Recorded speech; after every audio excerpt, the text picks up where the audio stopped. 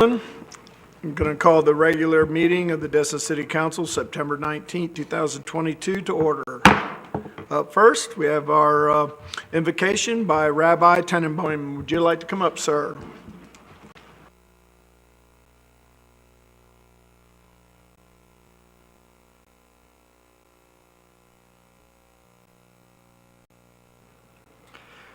Honorable Mayor, honorable councilmen and women, and everybody in this room.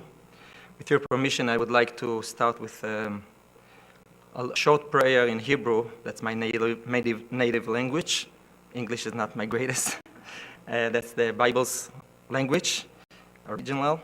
I hope it's okay with everyone. It's going to be a short prayer of about 25 minutes. 25 seconds. I told you my English is not the greatest.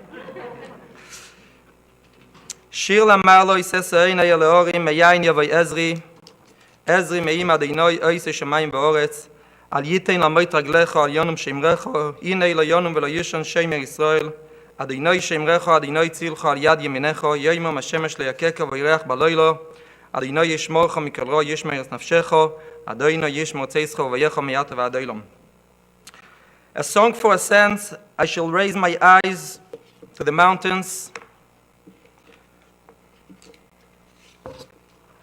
From where will my help come? My help is from the Lord, the maker of heaven and earth. He will not allow your foot to flatter. Your guardian will not slumber. Behold, the guardian of Israel will neither slumber nor sleep. The Lord is your guardian. The Lord is your shadow. By your right hand, by day the sun will not smite you, nor will the moon at night. The Lord will guard you from all evil. He will guard your soul. The Lord will guard your going out and coming in from now and to eternity. I would like to take this opportunity to pray for everyone here, all the residents of Destin, anyone who works and invests or visits our beautiful city. As we are a week away from Rosh Hashanah, the Jewish New Year, we are going to mark and celebrate the creation of the world and especially creation of mankind, Adam and Eve. Our sages teach us that unlike all other creatures that were created many of each species, mankind was created singular, one male, one female. This teaches us that each person is like the whole world. Therefore, if you are saving one life, it's as if you have saved the whole world.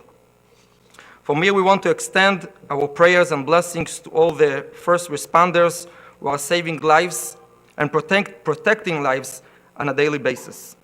As we just said, the Lord will guard your going out and your coming in from now and to eternity. Almighty God, please give us wisdom, strength, prosperity, and all the blessing in this coming year so we can serve you joyfully. Help us maintain a safe and kind world to make you part of our lives and reveal you in our world. God bless America. God bless Florida. God bless Destin. Amen.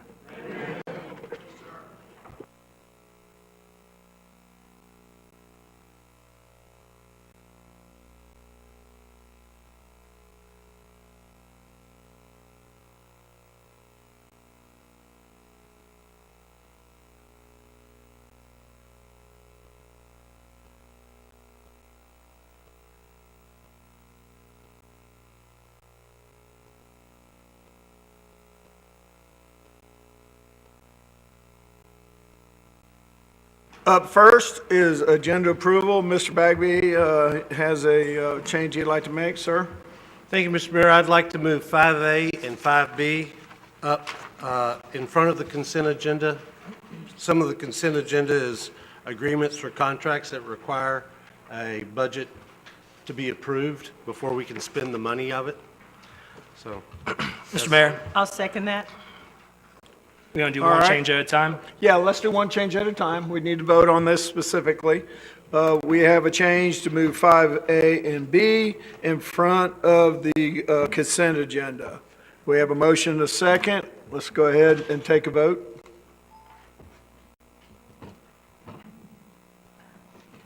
Ayes have it, so moved. Mr. Smith. Thank you. With respect to some of the people that are here tonight for the budget and the millage rate, I'd also like to move item 6G1 after those two items before consent agenda. Okay, so you want to move 6G1 just below 5A and B. Second. No, sir. I'd like to move it after the budget millage before consent agenda. Right, that's right. Okay. Okay, that's what I Well- meant. Because we moved 5A and B Okay. before the consent agenda, and you want it directly after that. Sure. Sounds good. Okay? So I had a motion, we had a motion to move 6G before the consent agenda and after items 5A and B, and I have a second, so let's go ahead and take a vote.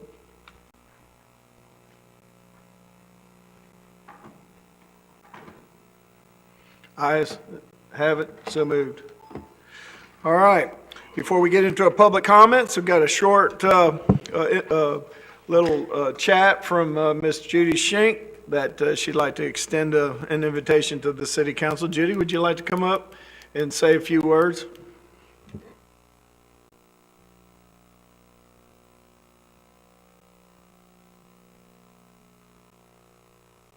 Now is it on? All right.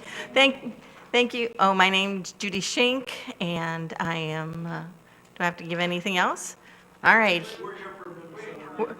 We're from Minnesota, but we're down here. This is our eighth year it's going to be now down here.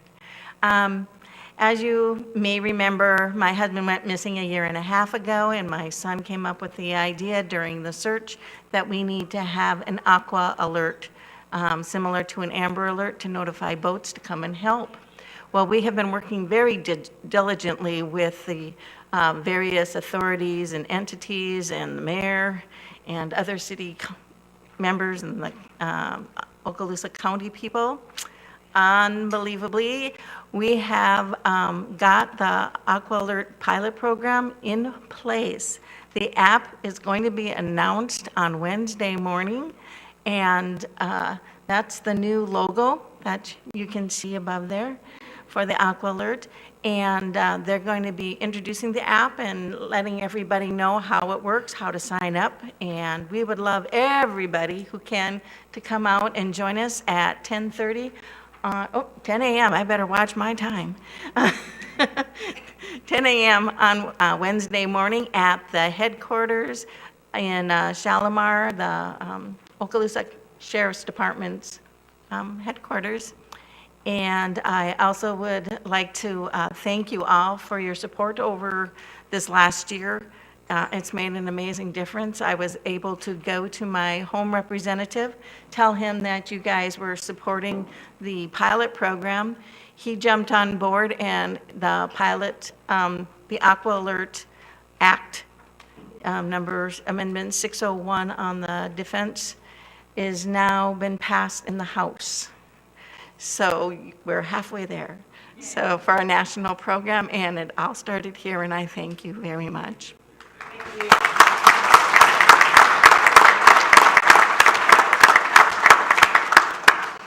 Mayor, if I may, Go ahead. Ray, could you please ask for approval of the agenda as amended? I'll make an approval for the amended agenda. I'll make that motion. Second. Thank you, Ray, for correcting my oversight. We have a motion, we have a second. Let's take it to a vote. Ayes have it, so moved. I had Aqua Alert on the brain. I'm so proud of Miss Judy and the efforts of our FWC, the U.S. Coast Guard, and our Sheriff's Department, who really stepped up to the plate. I'm looking forward to Wednesday. The invitation is for everybody, the general public as well. There'll also be a media press release afterwards, but it's a big deal, and it's a big deal to their family, but I think it's a big deal to our boating community here in Okaloosa County, and the fact that we're the first. I always like when Destin's at the point of the spear on initiatives and ideas. And so, Judy, thank you for all your effort and for wearing me out, and I'm making sure I did my end of it. It paid off, ma'am. All right.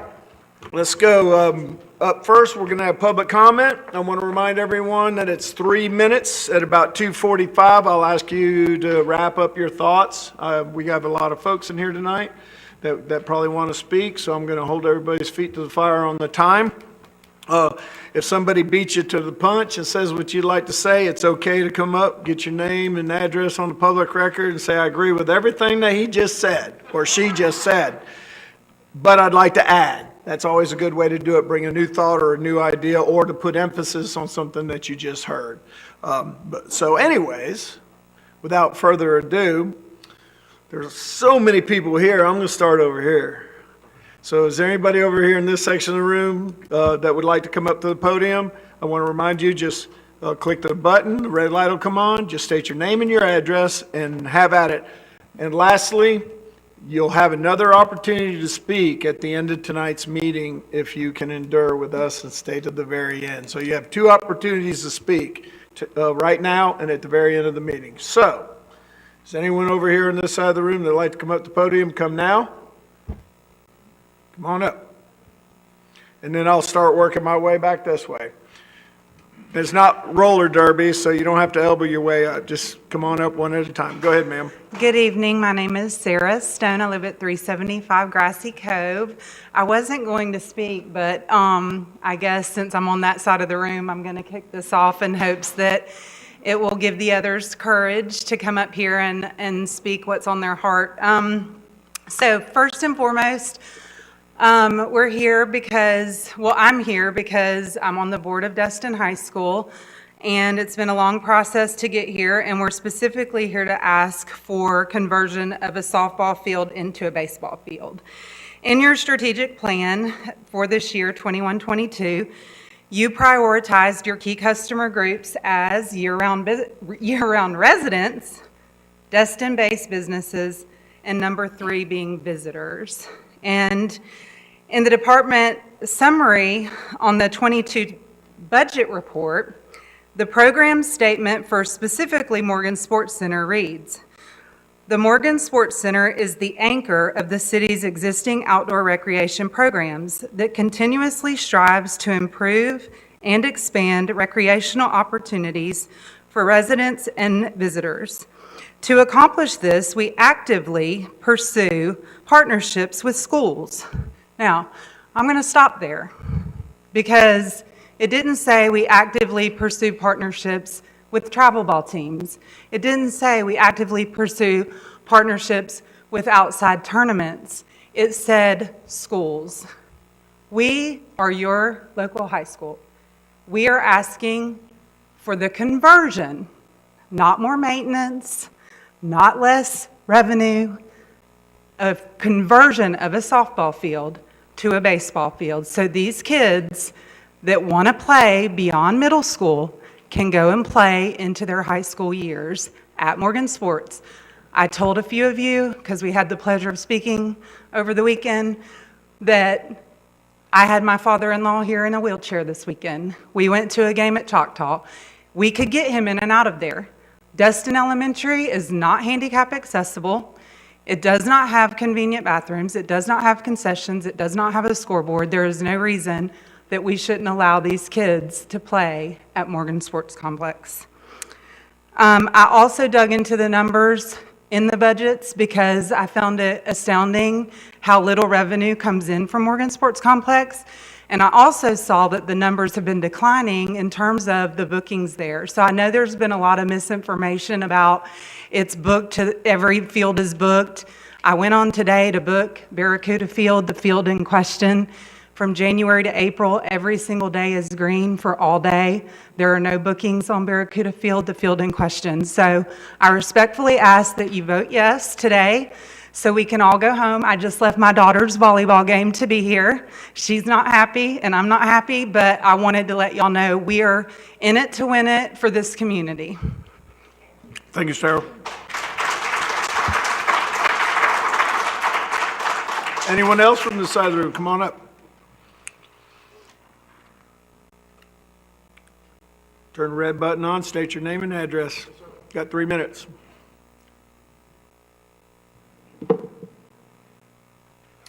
Good evening, Brandon Patzig, 400 Kelly Plantation Drive. Honorable Mayor and esteemed City Council, I've been asked to address City Council as a longtime player and coach who has actively used Morgan Sports Center since its inception.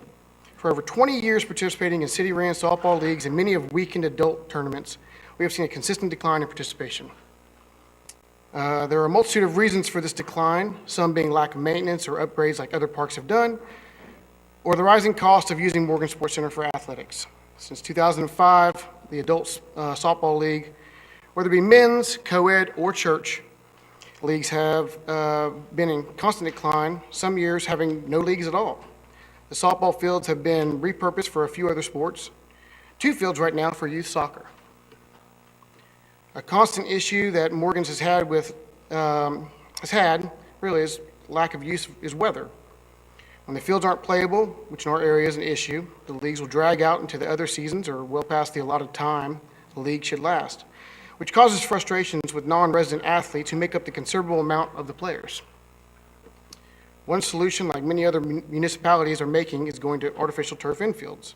It will prevent standing water and bring field prep to a minimum. The overall savings by doing this, time and loss of revenue, would pay for itself tenfold. The impact with the city of Destin allowing a field to be repurposed for baseball use would be minimal, as turf fields are modular.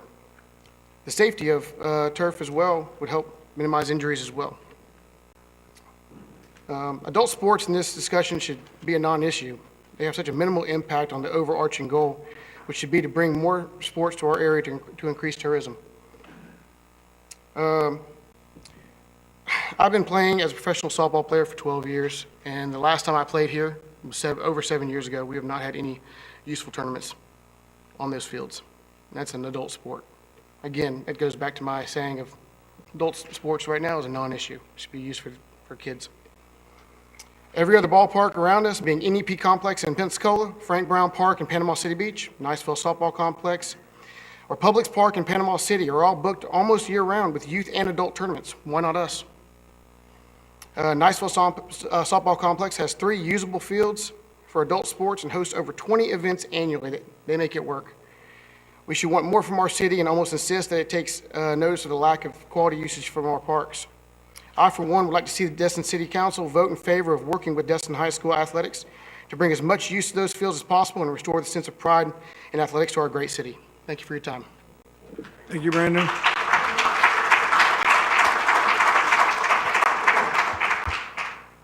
Anyone else on that side? We're going to jump across the aisle. Let's start over here. We'll just work our way. Jim? I will change the subject. So. And if you're in the front row, you can get there quicker. Front row gets to go first. See that? Go ahead. There you go. Mayor and Council, thank you. Jim Wood, 3790 Misty Way, Chair of your Public Safety and Public Works Committee.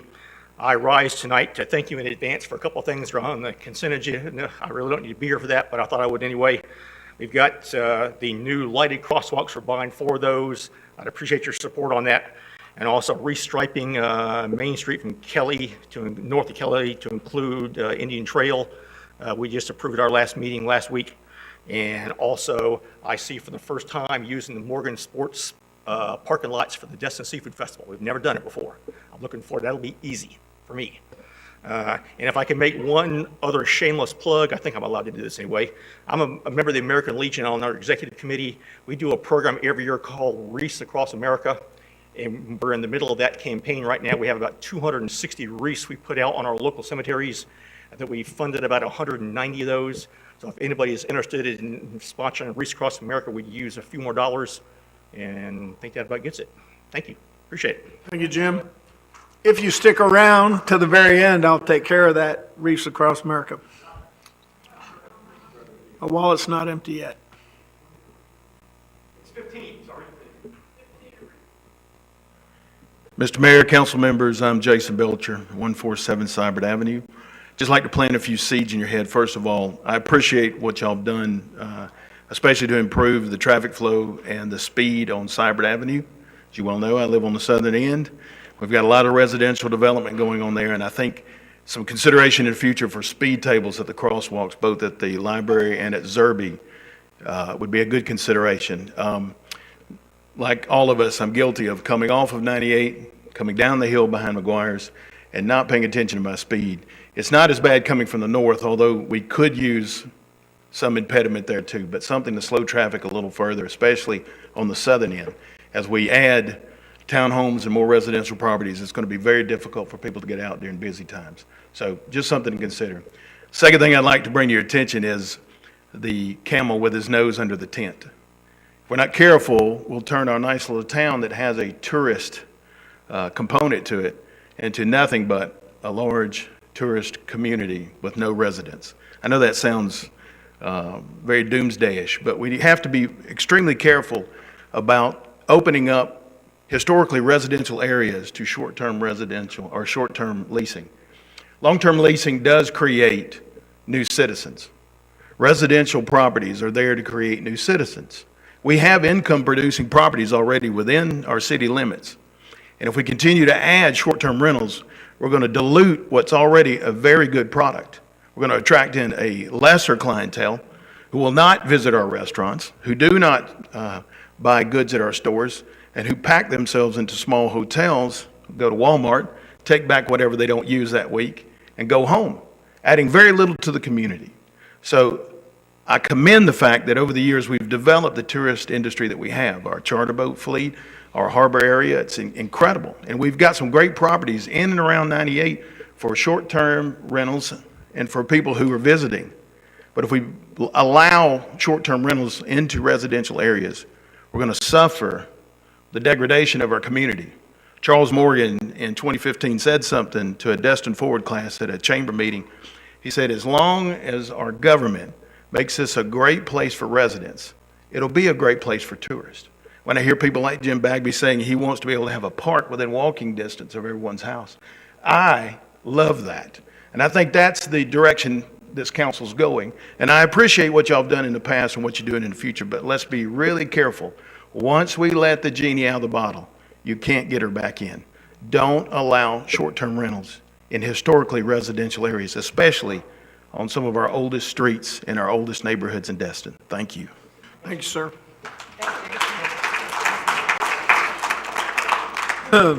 I know some of these comments are enthusiastically endorsed by the community, but let's save cheering for our football games and just hold the applause and allow our commenters to comment. And you can say, yes, under your breath, but let's hold the applause, because I don't want somebody who doesn't get any applause feel like they didn't do a good job. Come on up, Sandy. I saw you. Ready? You can wait to whenever, right before I close it up. Anyone that wants to come up, come on up.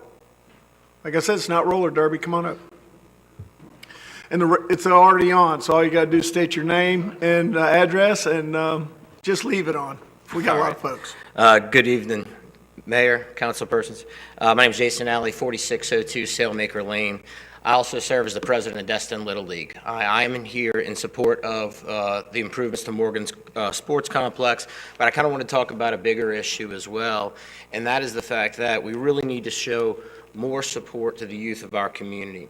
I think the greater issue that we have is the underlying, communication between our youth activities and our citizens, and we have a big disconnect there as we go forward.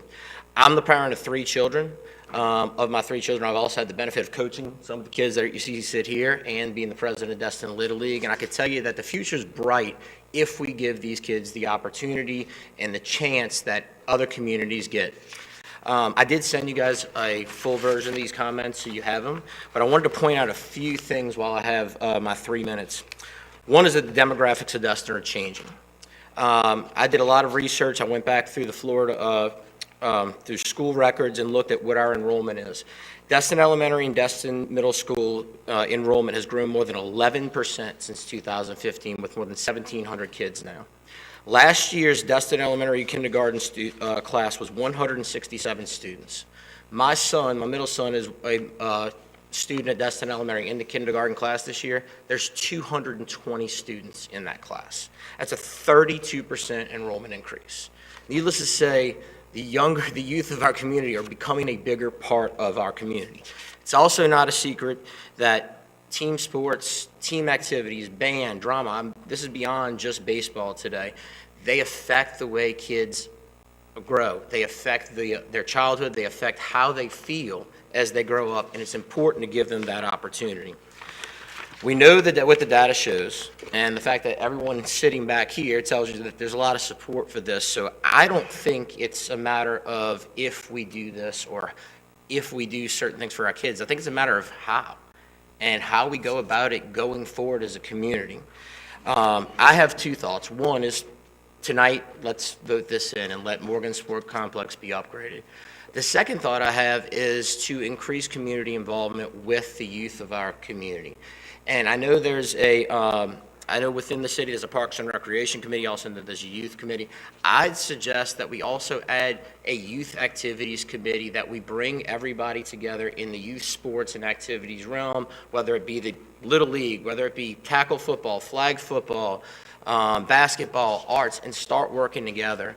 The one issue we've always had is that it seems like everything's a competition between each group. It shouldn't be. We should work together because the kids matter, not us. I do appreciate your time, and I do implore you, as you know, you have all my comments, all my stats. Thank you very much. Thank you, Jason. Up next. On up. There you go. Hi, I'm Palmer Robbins, and my address is 4368 Stonebridge Road. I'm a freshman at Destin High School. And when I think of community involvement, I think of one group coming together to support and solve local issues. One of the current issues I see locally is the need for a high school baseball field. One of the ways I see fixing this issue is our community working together to modify a field at Morgan Sports Complex to be high school sufficient. I have played Little League baseball at Threadgill ever since I've been old enough to swing a bat. I couldn't continue to play Threadgill past age 13 due to the fields were too small. So my time at Little League had to come to an end. As I got older, I began to play travel baseball. This past summer, I played in a tournament at Morgan's, and I can see the need outside of Destin High School for a bigger field.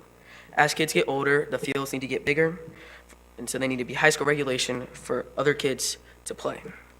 So if we make a field high school regulation, you'll be able to attract more venues for more revenue at older kids in travel baseball tournaments. An added benefit for us teaching kids responsibility could be a partnership with the city to help maintain the field. Our team at the end of each practice and every game could assign a certain kid or group to be responsible for cleaning and raking the field after each practice and each game. This will teach youth pride and hard work, seeing firsthand the fruits of our labor.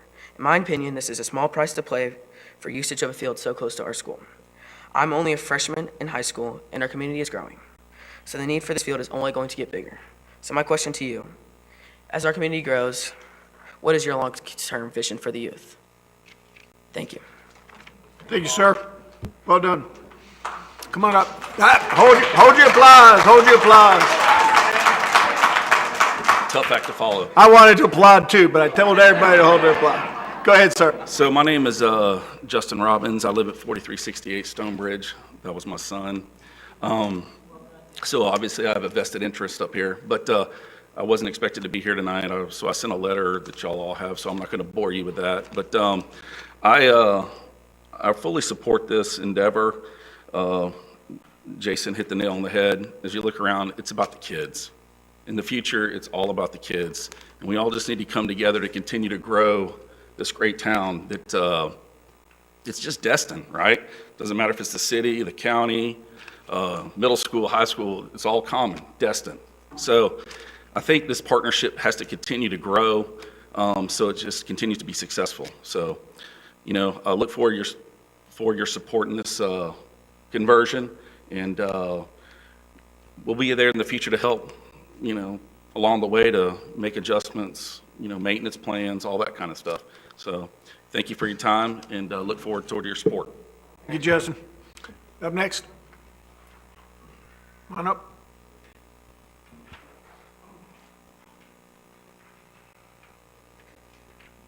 Good evening, Torrey Guile, 33 Country Club Drive East here in Destin. I do think converting a couple fields over to the high school is a good idea. I think it gives us an opportunity to kill two birds with one stone. Right now, we're in a little bit of a crisis that I don't even think we recognize. There's businesses that are going to be shutting down here. Little Caesars is one of them due to staffing. These J1s are leaving. We don't have affordable housing. We have a situation where we're a little bit understaffed. We have 2 key positions we can't fill. If we annex the Destin High School into the city, we utilize their expansion revenue, the permit fees from that expansion, towards our building department fund, the additional general revenue we'll achieve, and giving these people a little bit more income and make it a little bit more enticing to fill those key roles, then we can dedicate certain groups and committees in helping to determine or find solutions for our affordable housing issues that we're running into now. But I think it's key that we have the city, or the Destin High School annex into the city of Destin so that it becomes a mutual beneficial relationship and that we all prosper from it. That's all I've got. Thanks, sir. Up next. Come on up. Don't be shy. You wait too long, I'm going to close it. We have a lot of stuff on the agenda.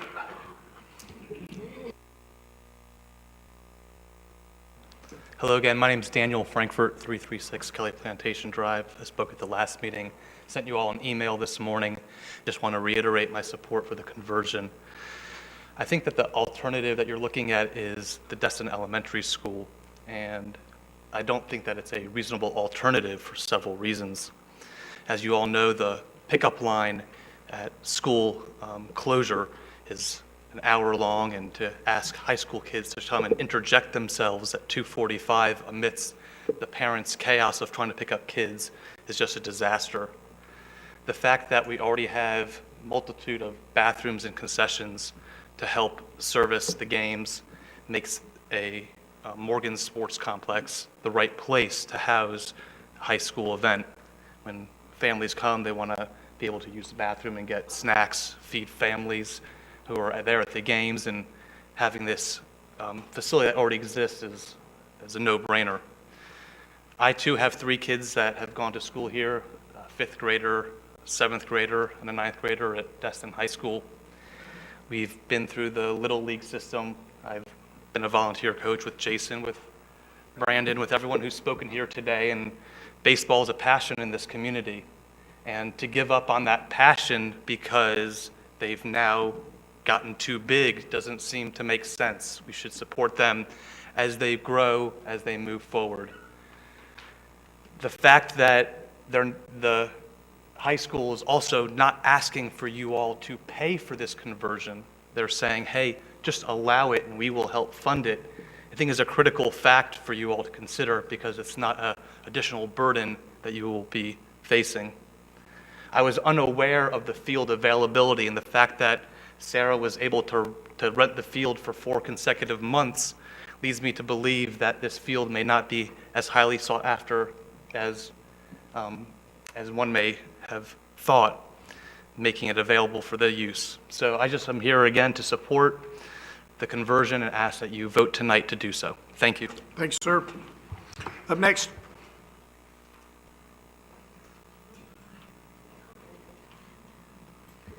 Hello, friends. I'm Heidi LaCicero, 211 Maddie's Way. I am also a board member at Destin High School and felt compelled to come and talk to you today about the baseball topic. While some of you that I've spoken to over this issue and others have often said, but you're a Kelly resident, like some of the folks here that spoke tonight, so you're not really Destin, right? I see the smiles. You're wrong, people. I am Destin. We are Destin. For the grant of Maddie Kelly's will to take us out of the PUD was one thing. For us to move to that neighborhood is another. And for our children to be penalized and not be able to speak, or us to feel like we can't address things that happen within the city is wrong.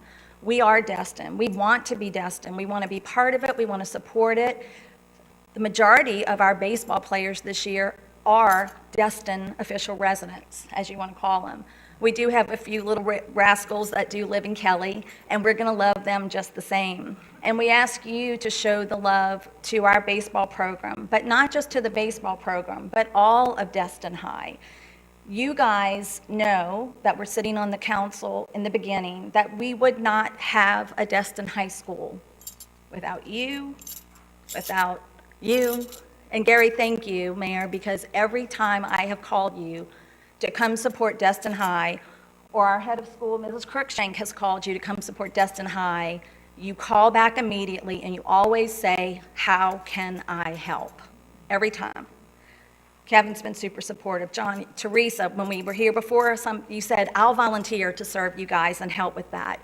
That stands out to us. Mr. Destin, as a former school board member, you were there with us from the beginning, fighting, advising, showing us the way. Here's your chance again, not just with baseball, but every activity. Your mission statement says, we want to serve the schools, we want to serve the community. Here's your chance. Step up big and serve. And every time something comes up, or you have a little extra money in the budget, say, how can we help Destin High? This group here, look at this room. Kids, parents, grandparents, business owners. Yes, I live in dreaded Kelly Plantation, but I own or invest in 8 companies in Destin. Southern Airways, Emerald Coast Retail, Beyond the Coast Real Estate. I can go on and on. I pay the money here. I support this town. I don't have a child that will ever attend Destin High School. I don't have a grandchild that will ever attend Destin High School. But all of these kids mean something because their parents work with me or for me. They sit next to me in church or at the temple. They love this community. Great things. Denise Fountain laughs at me all the time because I always say great things are happening in this little beach town. Destin High is one of those great things.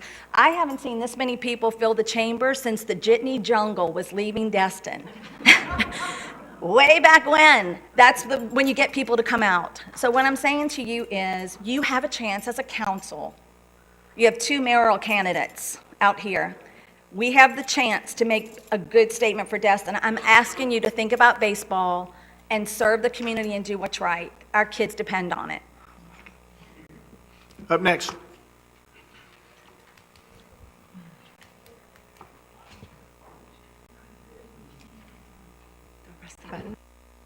Okay. My name's Dana Chandler. I live at 401 Coleman Point, and I'm a local restaurant owner. We see Rodney all the time. I've also been a part of this community for a very long time. My family was here back in the 40s. We've been here that long. I have seen the growth of Destin, and I've seen us get criticized for not having the proper infrastructure, for roads, for schools, whatever it was. When Destin Elementary was, y'all, I'm like shaking. I'm so sorry. Yeah, I used to be a public speaker too, and I haven't done this in so long. Okay, so when Destin Elementary was bought, there was a plot of land behind it where the church is now.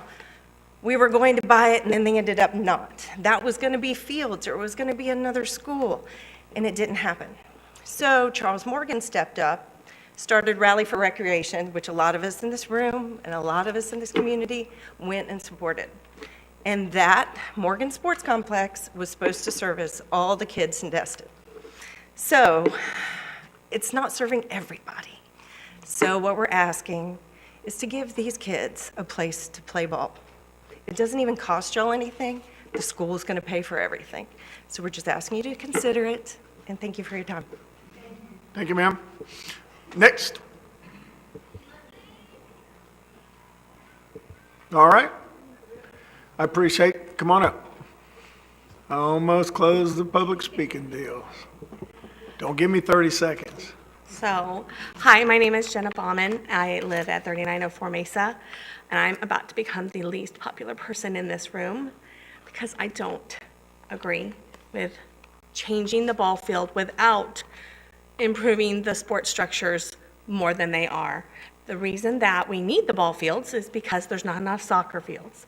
The reason that we need the soccer fields is for the flag football fields, football teams. So I have 3 kids. My husband's been coaching soccer since I coached soccer when I was pregnant with my second, and he's been coaching ever since. This spring, when they almost didn't have spring soccer for the kids, we didn't know. Nobody knew. And then all of a sudden, there was this huge influx of parents that wanted to. Not as many because it was a late notice, but there was an influx. We want spring soccer and we want fall soccer. We want fall flag football, but I noticed it's not on the agenda for the fall, but nobody asked us if that's what we wanted. It was just done. So I don't know why it was done that way, but the fields needed to be used for something else. So I support Destin High School. Had it started my child's freshman year like it was going to, that's where we would be going, but he's a band nerd and he's stuck where he is in that band life. I know how important it is to have the local sports. I know that it's a major growth for all the kids, but I don't want the support of the high school to take away from the growth of the 3-year-olds through 12-year-olds now. Those kids that are playing at Destin High School learn to play on our fields. And so if we're going to reduce the use of those fields to support that, then we need to find a better way to make everybody have those opportunities. I think we had a light spring soccer, and I think we have a light fall soccer because there's so much up in the air about what's being offered, and I'd like more transparency about that. I know that the rec center can generate more revenue. The recreational fields can generate more revenue. Maybe if we had amazing fields that covered it. We've got empty space right here, right? Or right here. We've got empty space over here where that road used to be. We've got empty space where there's, on the other side of the parking, there's lots of opportunity. And I think that we can find it and support both sides. But I do feel like we need to support the kids in the city limits fully. Thank you.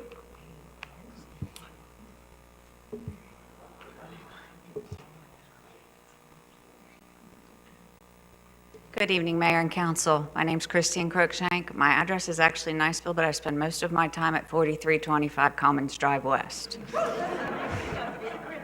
as I am the principal of Destin High School. I'm just going to take a few minutes and speak from the viewpoint of the principal of the school. I wish you could come to the school and see the school.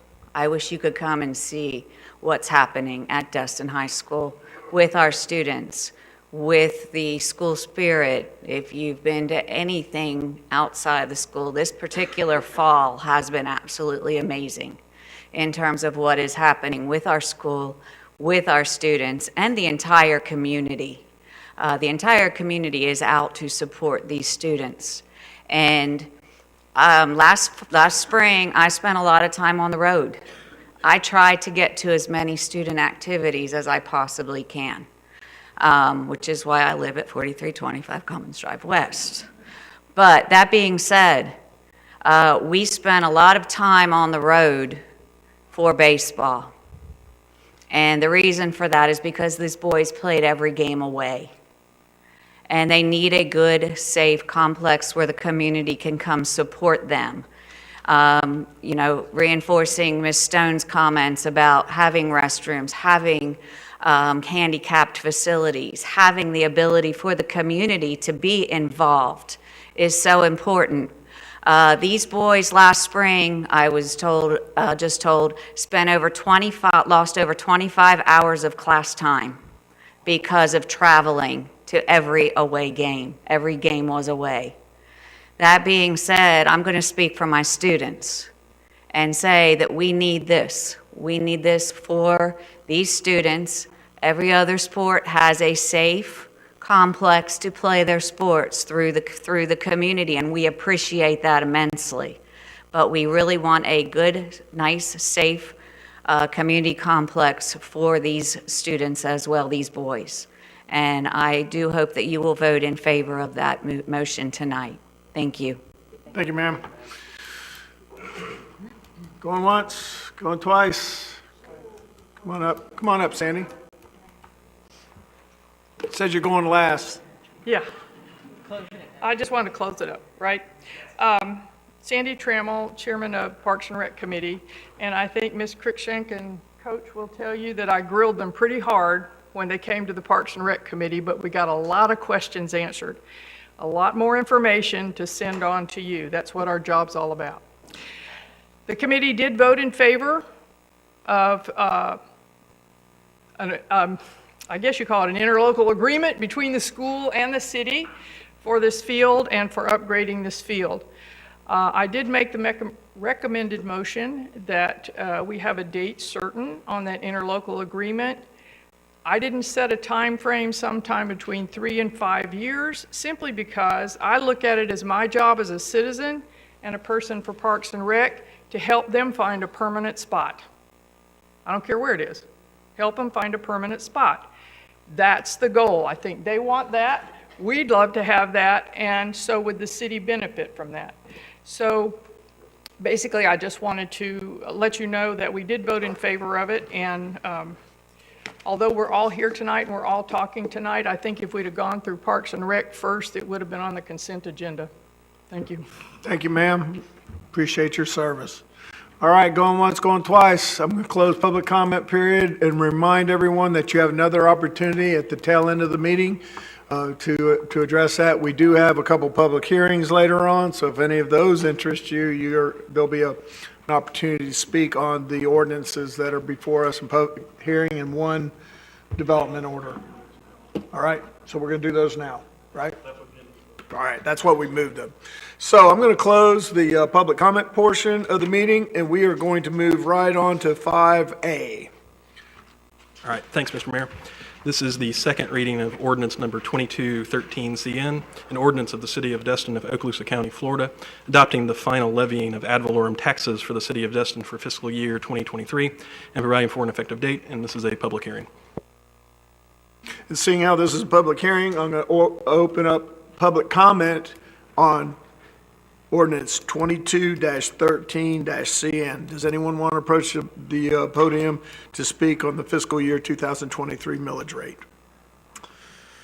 Seeing none, I'm going to go ahead and close the portion. And Mr. Bagby, I'll entertain a motion. Thank you, Mr. Mayor. I move that council adopt ordinance 22-13-CN on second reading, adopting the proposed FY 2023 millage rate of 1.6150 mils, which is more than the rollback rate of 1.4391 mils by 12.22%. Second. Okay, I got a motion in a couple seconds. Is there any further discussion on this? Seeing none, let's go ahead and take it to a vote.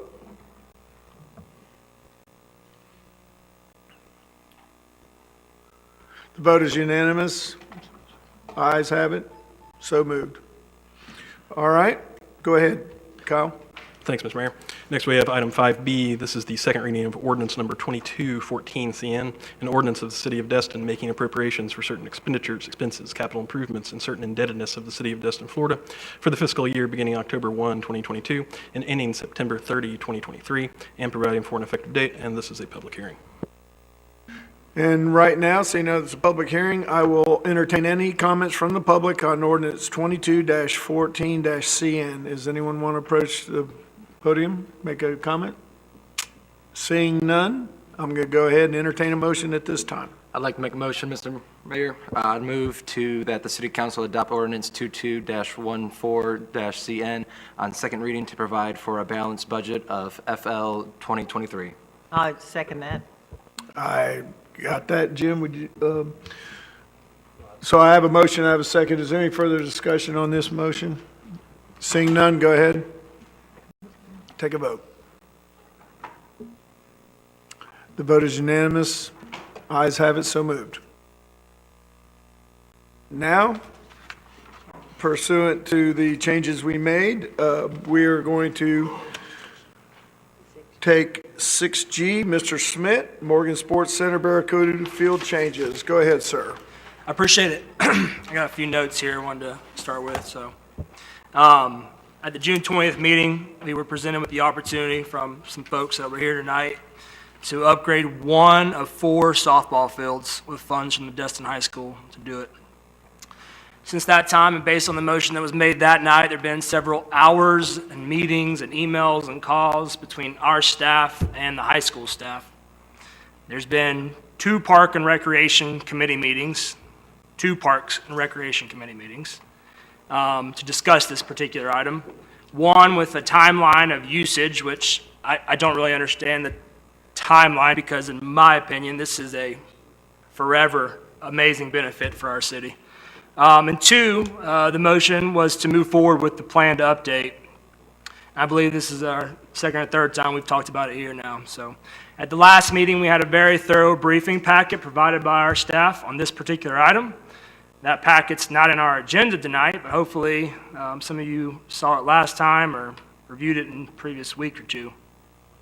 One area of that report, which I believe was there per the request of some council members, was to provide pros and cons of a Destin High School or a field at this Morgan's complex. There was one con listed on that and 6 pros, and that was that lacrosse and soccer tournaments would have less grass to use due to a larger clay infield. And I'll point out that if the Oakland Raiders could have used a professional football field going through a Major League Baseball dirt field, I think these groups could survive that. I've received more phone calls, emails, and messages about this topic than anything else in the past 2 years, almost 2 years. And I would say that because of that and other factors, this is pretty important to our community. As it was stated earlier, our mission is to serve our citizens as our number 1 priority, Destin businesses as our number 2 priority, and the visitors as number 3. And I, like you guys, have heard, I believe, from all 3 of these categories, not only tonight, but I've heard from I've heard from grandparents, I've heard from people that don't have kids, I've heard from parents that have children in elementary and middle school, business owners both locally and out of town, travel organizers. We got an email from somebody from Colorado that is interested in bringing teams down here from Colorado, and obviously the parents of high schoolers. I personally played back in the day with Brandon Patzik and many others at these fields, and even back then at the height of their usage, I don't remember seeing 4 fields being used at one time. Based on our current proposed budget, I think we all agree there's needs at Morgan Sports Center. In regards to usage, I asked the staff to put together teams and numbers of participants over the past couple years. I'm not sure if you guys saw that, but as you know, highlights the most usage in the fall of 20 was 13 teams, and lowest right now in the fall of the men's is 6 teams for 4 fields to be used. We've heard from a lot of people tonight about usages at the fields, and ma'am, I understand your concern, and I think it's very valid. But I will say, and I feel strongly, that your concern, I believe, it's not going to be impacted by changing this one field. And I don't think it will be, because the practices that the high school want to use are from 2:45 to 4 o'clock before the elementary school kids leave. Kids can still play halfway in dirt, soccer teams and flag football and all of that. So I truly feel like that will be okay. We also have the Threadgill Park. That's a City of Destin park that we lease out to the Destin Little League. If it's not being used, our Parks and Recreation staff have that filled. Logistically, it might not be at Morgan's, but it's an option. And there's Destin Elementary School to use as well. So I appreciate you speaking, and I truly feel, though, that we'll be able to make sure that even the 3-year-olds have space to play their sports. Even if the high school is taken out of consideration from this entire equation, I feel like this should still be a no-brainer, slam dunk, and just an awesome opportunity to expand. But tonight, we do have the opportunity to do it and for them to pay for it. I think that's just an amazing equation, that we have an opportunity to do something, and we don't even have to foot the bill, or our taxpayers don't have to foot the bill. So that's an amazing opportunity right there. I will. I'm getting there. I appreciate your patience, sir. I know I might be doing this backwards, but just wanted to get all that said in there.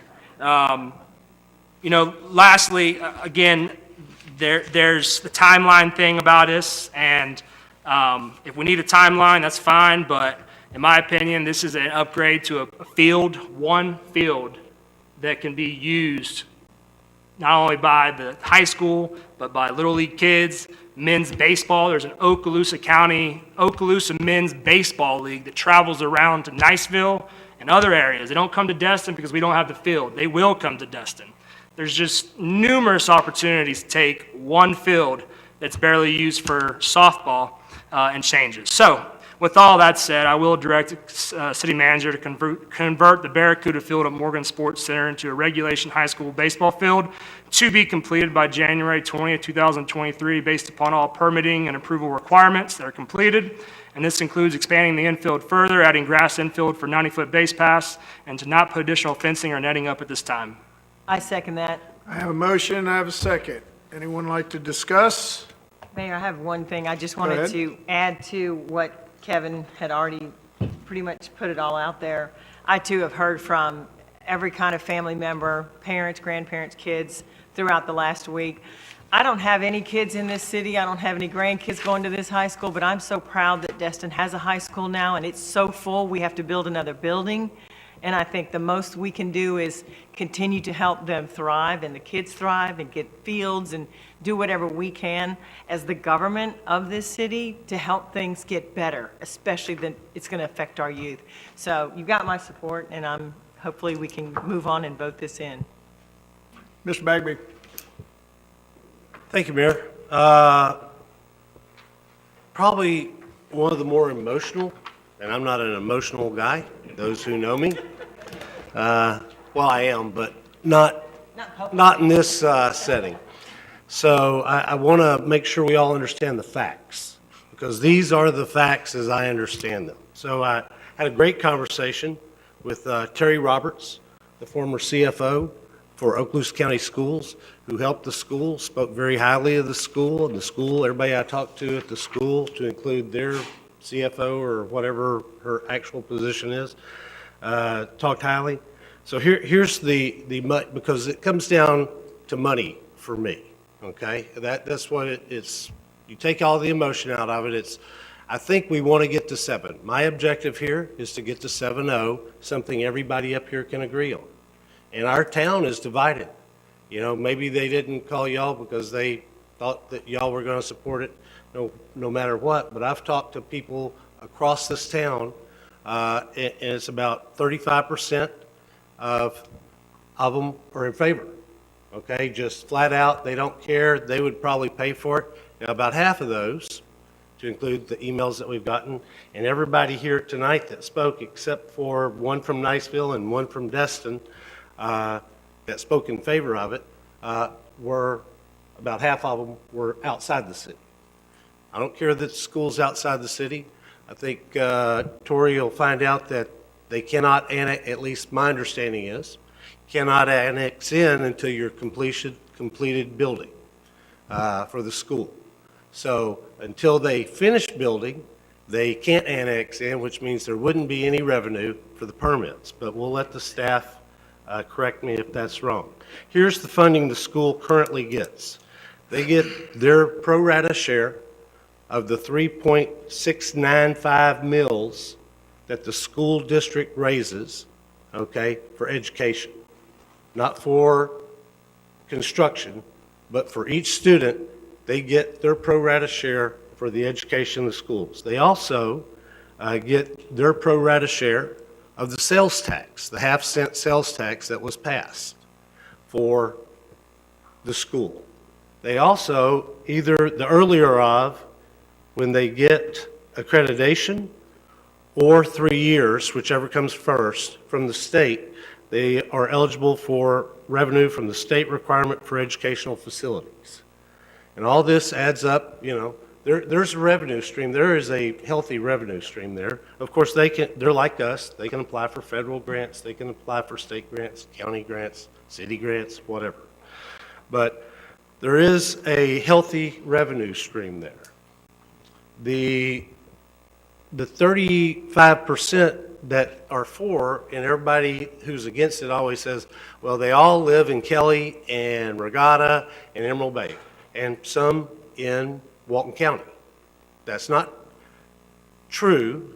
Not all of them do, so for you people that are against it, that's not true. And a lot of them, as Heidi pointed out, own businesses and pay taxes into our coffers. Now, they don't pay the same kind of property taxes that everybody who lives here pays, but they do pay taxes into the city to do that. There's a couple of things. Sarah and I, Ms. Stone and I had a great exchange, and then she asked me what my questions were, and I sent her my 20 questions, and, they didn't get answered, but I was glad to see tonight that nobody got up and made the argument that we were going to get a bunch of traveling teams in here with one regulation-size high school field, being the only one within about 15 miles of here, because tournaments won't come. You might have a 4 or 7 team tournament, but we're not going to get a bunch of traveling tournaments for one regulation high school field. But that argument wasn't made tonight, and I appreciate that. The artificial turf, I would defer to Destin water users, because that is really the underlying land, and my understanding, and I may be wrong, they can't put the artificial turf there because it's got a perk. So we can talk about it would be great and we could do all this, but we can't do that, is my understanding. Youth activities, great idea, except the Youth Activities Council, just like the Youth Council, I wouldn't support one that was this. It would have to be, as our current Youth Council is, predominantly citizens, residents of the city of Destin. Okay, that's who we represent. And that's who pays, if we got a salary, that's who would be paying our salary. We already talked about the cannot annex in. So a couple of other facts that we have to deal with. The 35% that are against, they're all citizens voters, and I respect that. Some are on fixed income, and I understand that they want, safer streets or better lit sidewalks or crosswalks or some of these other things. And I get that. We're doing the best we can on that. I don't understand the obsession with Morgan, but I'm willing to support that as long as it's paid for. And I think it will be. And I do understand, as the mayor has stated before, the high school does carry the Destin brand. That is our name on that high school. But so does the middle school, and we don't give them a penny. And so does the elementary school, and I think the only thing we do for them is provide crossing guards. So that would say, what I would like to do is make a substitute motion that I hope that we could get 7 votes for. That would be to direct the city manager to get with the Destin High School and the Destin water users and bring us back within the next 30 days a contract for use of Barracuda Field that includes the following. Limits it to 5 years, however they want to do it. The use of the field, they will pay for the changes to the field. They will pay for either the rent, either per use, monthly, annually, whatever all 3 groups can agree on, and that they will pay for the reversion of that field after 5 years or whenever the council fails to extend that contract back to a softball field. So I have a substitute motion. Do you have a second? I will second it because I was going down the same thought train, as long as we'll call it an interlocal agreement, which I think is what it is. I also had a nice conversation with Ms. Stone this morning. She is quite busy. And I would, laboring to try to figure out how we could come to a conclusion of this that was going to be beneficial to the school, but would not cause harm to the folks that are using it already. And that is our dilemma. By taking one field, that's 25% of the fields. I understand the time frame from January to April. I don't know if that's the first April, end April, but the field's not being used then because the field's not being used. If you go on into later into the year, according to staff, and I called them after talking to Ms. Stone and said, what kind of bookings do we have? Well, it appears we've already taken money for a number of bookings during that time of the year. So the question is, do we have to refund those? Are we in breach of a contract? I suppose that's not a contract, but we have certainly taken money on reservation for some of those participants that will be using the field. The other issue, of course, is the conversion of the fields with clay on some parts and grass on some other parts may make it unusable for some of the other users, such as the youth leagues and the lacrosse and the soccer people. So the question is, how do we accommodate the needs of the high school without taking it away from those other folks? And I posed a question to the staff after speaking to Ms. Stone. You know, I understand their desire and their need to have local games, to have a place to have their local games. So the question is, how many local home games do we have? I never really got the answer on that, but what I'm leading to is, if we did the home games out there, and I posed this question to the staff, and had the practices where we're having them now, which is at the middle school or at the elementary school, would that be less of an interruption to what's going on out at Morgan? They said they believed it would be, that would be something that would be much better and much easier for them to accommodate. So the reason I'm going with this is, and that's why I support Jim's motion, is if we can have the staff work with the school on this interlocal agreement and actually understand what it is we're doing and what it is we're gonna do in the future, then that's something I can support. But just to say we're gonna convert the field without knowing who's gonna use it, how they're gonna use it, what effect it's gonna have on the programs that are out there, is not something that I could support. So I will second Mr. Bagby's motion. And I would stipulate that they come back with the interlocal at the second meeting in October, if that's all right with the motion maker. And so then we can have something, we can sit down and see if we can't have something that will satisfy both people on the side of this issue and go forward. The other thing I talked to Ms. Stone about was 4 or 5 pieces of properties that I've looked at over the last week that it looks like may accommodate what we need to do. The half-cent portion that the school gets from the school district's half-cent, their portion of that would, as best I can tell, I know they need money for other things over there, but would bond $6 or $7 million. If we kick in some money, then we have more than enough to build a really nice permanent solution and have a really nice field that they can use and that we can use too. So we need to diligently pursue that as we go forward with this temporary fix with an interlocal. So I do second Mr. Bagby's motion. Mr. King? Thank you, sir. I felt like we were all set up for lollipops and candy sticks here, and I don't support the secondary motion. I'm with Kevin and all of y'all. I think that it's just from what I've heard tonight, the emails that we've gotten, the support, the importance that this has on I think the success of the baseball program at Destin High School. How can you not support it? I think being that there's no bathrooms, there's the parking situation. I didn't even think about that with the pickup line. I don't think it makes any sense to continue to pursue something at Destin Elementary. I'm not telling y'all anything. I just wanted to take the time to tell you that I support this. I will not be in support of a secondary motion, and appreciate all of y'all and your efforts and the emails that you sent, time taken out of your day, and I think that, like Ms. Heidi said, this is all about the kids, so I support having the field there here at Morgan's and converting the field, and that's all I've got. Thank you.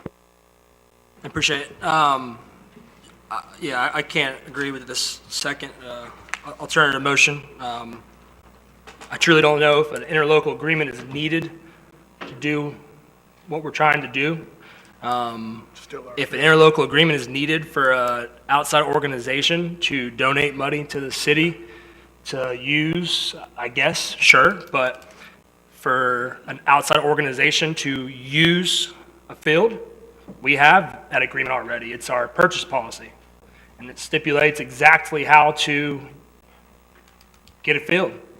And they, like any other outside organization, whether it be Rad Soccer or Little League or whoever, is going to reserve the field appropriately, as they should. So I don't think we need that. And the staff report that we had at the last meeting, I didn't see anything about taking away from other programs or taking away from usage. Mr. Destin said we're taking it away from other people. Am I missing something for who we're taking away usage at Barracuda if we put in this field? Are we taking it away? 'Cause I didn't see that in the report last meeting. Well, Besides the lacrosse and soccer, which I think they can run through the dirt. But so there are programs that are on Barracuda, we know that, and we will have to relocate them. And that was in your packet back in June. Right. Which programs? All of our soccer programs are our programs. Any rentals, the tournaments for soccer, tournaments for lacrosse. And which soccer tournament do we have that's a rental? We have Destin FC Dallas and RAD, 2 for RAD at this time. And they're for the reserved. spring. They're reserved between January and April to use Barracuda Field. Yes, they will be using. They use all the fields. Okay. Yes. They've Yes. already reserved it. Yes, they are ongoing. They reserve three tournaments in the spring and 2 in the fall. And is there no soccer fields that they can use during those tournaments? Why do they have to use the softball field? We use, yeah. Yeah, they end up using all the fields that we have at Morgan's. They use 1, 2, 3, A, B, C, Right. D, And do they do that 7 days a week during the spring for their tournament? No, those tournaments are on Saturdays and Sundays. Saturdays? Well, I think the high school wants to have practice weekdays at 2:45 to 4-ish, and then possibly one night, I think maybe. I know somebody had a question about how many home games. I think 10 home games or something like that, which would be maybe one night a week. So Well, those are the tournaments, but we do have the programs and we have the rentals. and which Like, programs are we losing? You're not going to lose them. We're going to find a place for them. So What we're I'm not going to saying- lose a program. Pardon me? We're not going to lose a program. Well, we wouldn't lose a program, we would lose a rental first, because programs come first.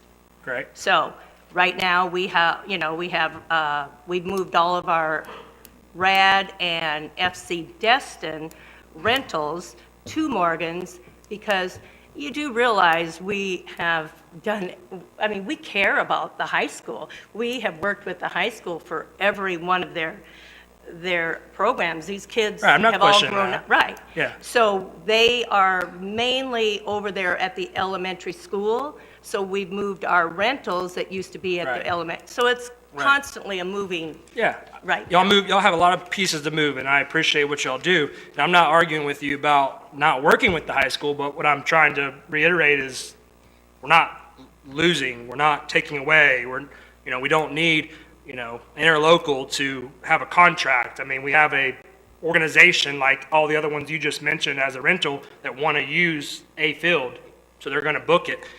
So again, I don't support the alternative motion. Thank you, Mr. Mayor.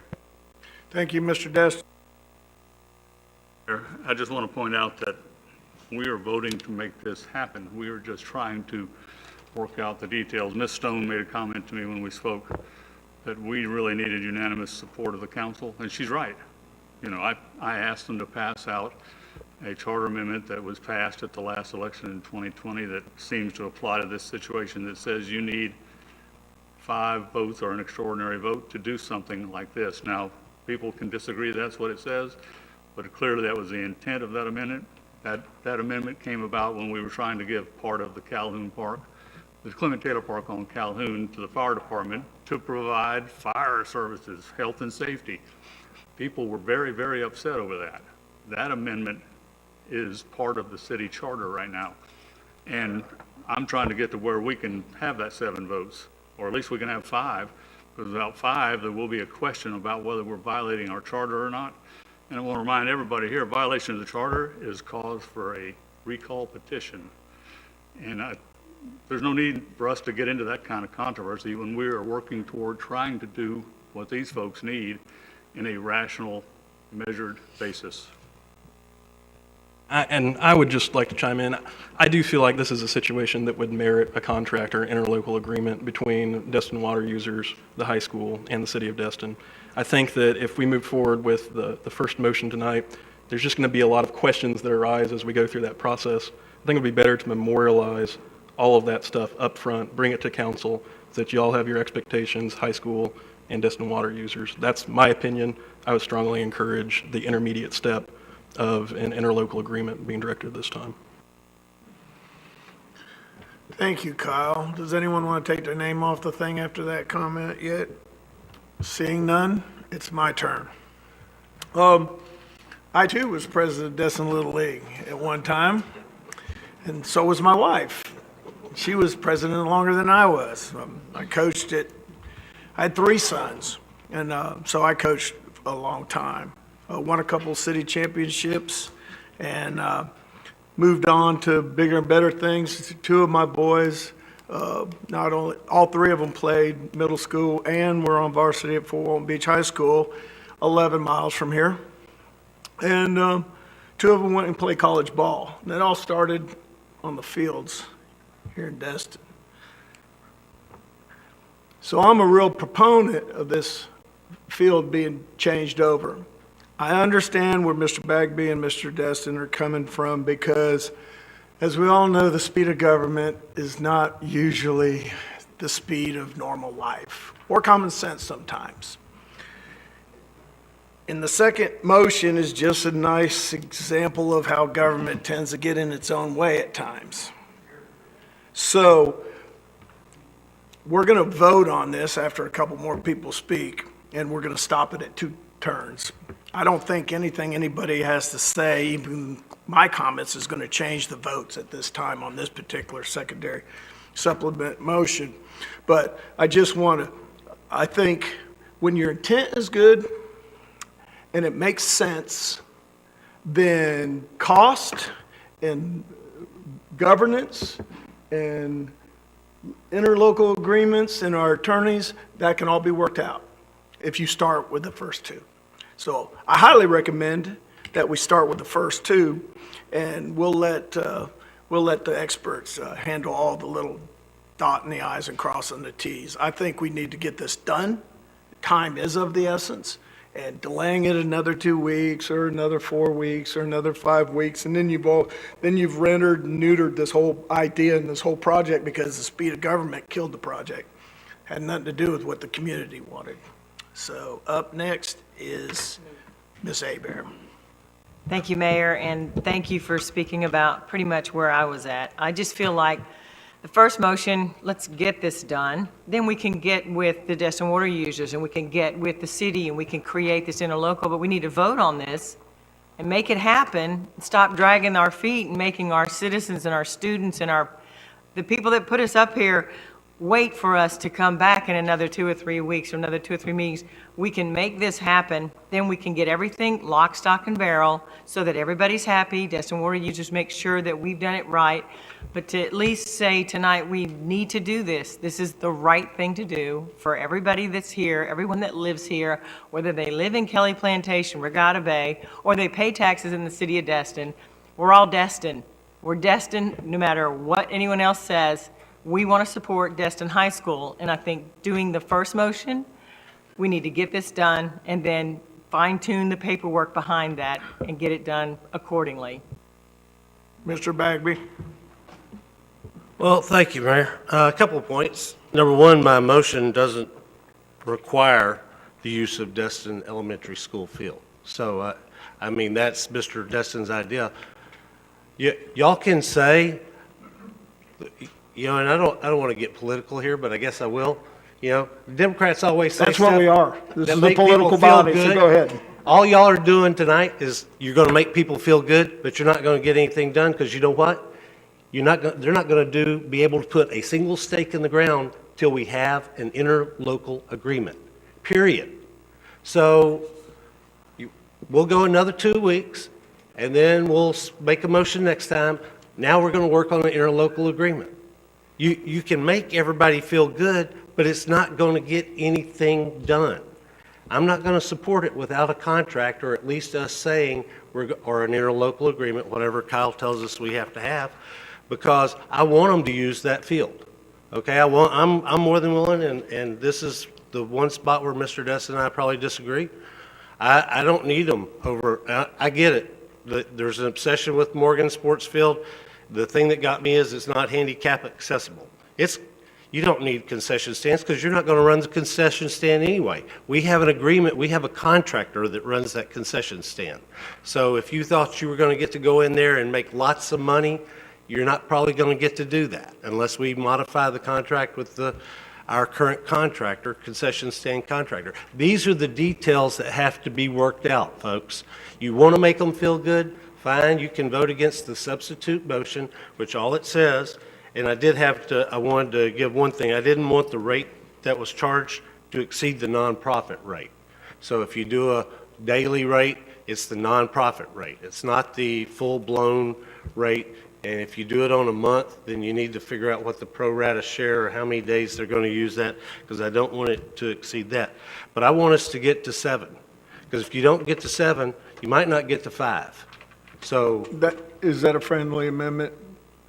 There's no friendly amendment. You just said to the I want the nonprofit. nonprofit rate, yeah. Is that okay with the second? Okay. Yeah. All right, go ahead. You still got the mic. Yeah, thank you. I appreciate that. Because, yeah, the devil is in details, and we talk about how slow government works.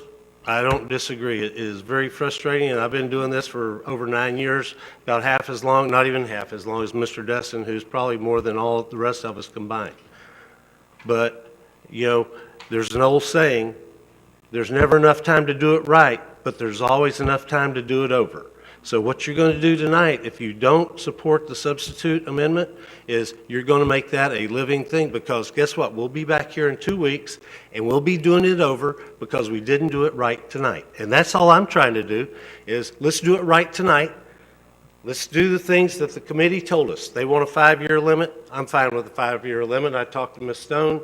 She was okay with a 5-year limit. So let's do it right. Good, faster, cheap, pick 2. Thank you. Thanks, sir. Mr. Wagner. For the alternate motion, what were the stipulations, what were the parameters? Just so I know exactly Yeah. what we're motioning on. The motion, yeah, okay. The motion was for the staff to bring us back, the city manager really, to bring us back a interlocal agreement with Destin water users and Destin High School for the use of Barracuda Field, not to exceed 5 years, not to exceed the nonprofit rate, but they can determine the rate, whether it be monthly, per use, annually, quarterly, because they won't use it 12 months out of the year. So that they pay for the conversion, which they've already agreed to do, and that they, if in the future we decide to not extend this contract because they got their own facility or whatever, they would pay for the reversion of the field to a softball, to the softball field. Real simple. Yep.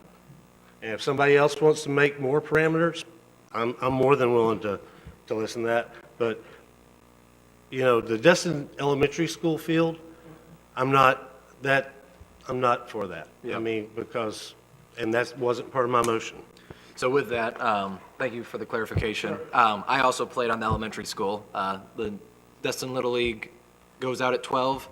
When we were 15, 16, we ended up getting our own travel ball league together underneath the Destin Little League charter, and that was the only place to play. It was not fun. No one came, and it was just kind of felt like we were kind of thrown in a field that was more or less a softball kind of sandlot. So that's completely off the table for me. Coming back from just a government meeting where I'm learning all this, evidently, you know, I'm young, I'm new, but we're learning through this, and I think the good thing is we all take a breath. Either way, it's going to get passed tonight, 1 or 2. I think learning more about the government, this interlocal, the tri-party interlocal agreement is going to be what it is at the end of the day. Whether we start it with Schmitz, it will evolve into that, or we can start with this, and it will go forward. So I just say that with saying whatever we do tonight, it will be moving forward.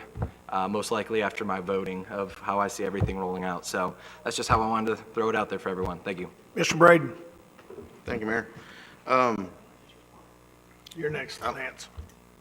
I'm in support of either motion, but I'm inclined to support the second motion because our attorney, gives us advice, and I normally take it. I guess, y'all hire an attorney and, you might take his advice, you may not, but I feel like I have to. And like Bobby said, it's going to pass one way or the other, I believe. And we got, just like council members that are supporting the first motion, so there's a lot of questions that still have to be answered. So it doesn't seem, if we do one motion tonight, we've got to do the second motion in 2 weeks, so it really doesn't matter which motion passes tonight, it doesn't sound like to me, because there's still a lot of questions that's got to be answered. I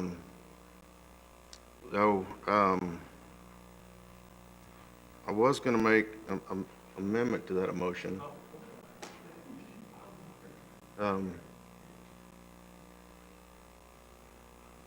Yeah, I was going to do a motion after, but I'll just go ahead and throw an amendment out there to this motion to waive all of the accrued fees that they have to date, that they have accrued. Probably need a separate motion for that, I would think. I'd recommend doing a separate motion for that. I think it'd probably be best, since that's an unagended item, maybe we put that on the next agenda, and that way staff here can gather up what those fees are, and if there's any rules or regulations that are applicable to waiver, we can look at that too, because I wasn't aware that issue was going to come tonight. I'd be happy if, Mr. Braden, if you want to put that on the next agenda. I think that staff and I We can would. put it under your name, or put it consent agenda. Yeah, it's either way. I'm going to put it under my name on the next meeting. I knew I'd probably do a second or different motion because we need a majority, super majority, because it's not on the agenda. But go ahead and put that under my name, I guess, next meeting. We'll be fine. I didn't know it was coming up tonight either, but just the way things were rolling through this meeting. And just one question that I keep getting asked from the citizens, just want to get on the record. Do we know how many, the percentage of the kids go to Destin High School that are in the city limits of Destin and are not? Do we have any idea what that number is? That'd be an answer for the,